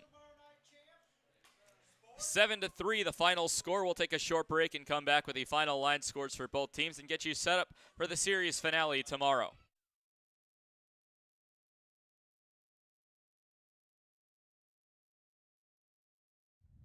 Total Beauty and Speedway Laundry are your homes for everything clothing in the capital area. Since 2010, Total Beauty has offered great customer service and competitive prices.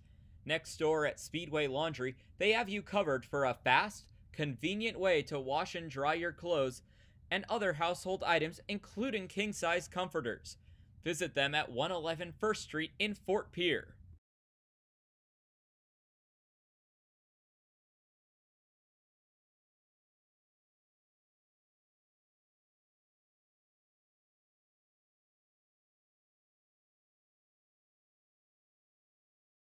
You don't need an illness to need a doctor. You don't need to feel sick to feel better. You don't need to be unwell to get well. What you do need is a primary care provider at Sanford Health.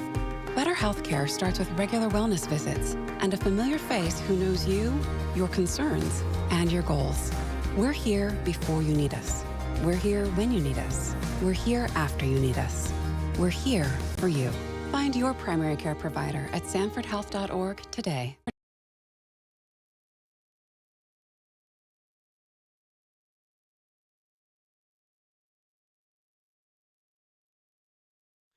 Final score, Sasquatch 7 and the Trappers 3, as we'll take you through the Pierre Trappers post-game show. Hayden Silty will get the win for the Spearfish Sasquatch this evening. As an update from the out-of-town scoreboard, top of the 9th inning, Fremont still leading Western Nebraska 8-0. It looks like the Moo will hold on in that ballgame. So it looks like for now the Sasquatch lead will only be a half a game. They will look to extend that with a win tomorrow over the Trappers and hope for a Fremont loss that would help them in a tiebreaker situation as well. Hayden Silty, the winning pitcher on the mound, came in relief. He will improve to 3-3 on the season, while Jared Shelton will fall to 1-5. No save today. First pitch time at 7:05. Final out recorded at 10:20. Goes for a game time of 3 hours and 15 minutes. Taking a look at the final pitching lines, Jackson Myers started on the mound. Pitched 7 innings of 4-hit baseball, had 3 runs, all of them earned, walking 3, striking out 3. Tyler Lubin then came in to pitch an inning. Allowed 1 hit, no runs, walking 1, striking out 1. And Jared Shelton in 2 innings pitched allowed 5 hits, 4 runs, 3 of them earned, walking 1 and striking out 2. In total, the Trappers in 10 innings pitched allowed 10 hits, 7 runs, 6 of them earned, walking 5, striking out 6. On the other side of things, the Sasquatch started with Ty Wilson, pitched 4 2/3, allowed 1 hit, no runs, walked 1, struck out 6. Riley Moran in 2 innings pitched allowed 6 hits, 3 runs, all of them earned, did not walk a batter, struck out 1. Hayden Silty, the winning pitcher, allowed 1 hit in 2 1/3, no runs, walked 1, struck out 4. And Zachary Creeth slammed the door with 1 inning pitched, no runs, no hits, no walks, striking out 2. In 10 innings pitched for the Spearfish Sasquatch, they allowed 8 hits, 3 runs, all of them earned, walking 2, striking out 13. The Sasquatch and the Trappers will return to Hyde Stadium tomorrow at 7:05. For first pitch in the series finale, the Sasquatch will look to sweep the season series with the Pierre Trappers as they've won 7 of their 7 meetings so far. 8th and final meeting of the season between the Trappers and the Sasquatch tomorrow at 7:05. You can tune in on both the Trappers YouTube and Mixlr live streams. Pre-game show will start at approximately 6:55. First pitch again at 7:05 for the final game between the South Dakota rivals and the Sasquatch and the Trappers. Be sure to tune in then. One more time, your final line score: the Sasquatch 7 runs on 9 hits, 1 run, 8 runners left on base. The Trappers 3 runs on 8 hits, no errors, 6 runners left on base in 10 innings, with a 4-run inning allowed by the Pierre Trappers to the Spearfish Sasquatch as they pulled away in the top of the 10th. So once again, that'll do it for us. 7-3 the final score. Sasquatch over the Trappers.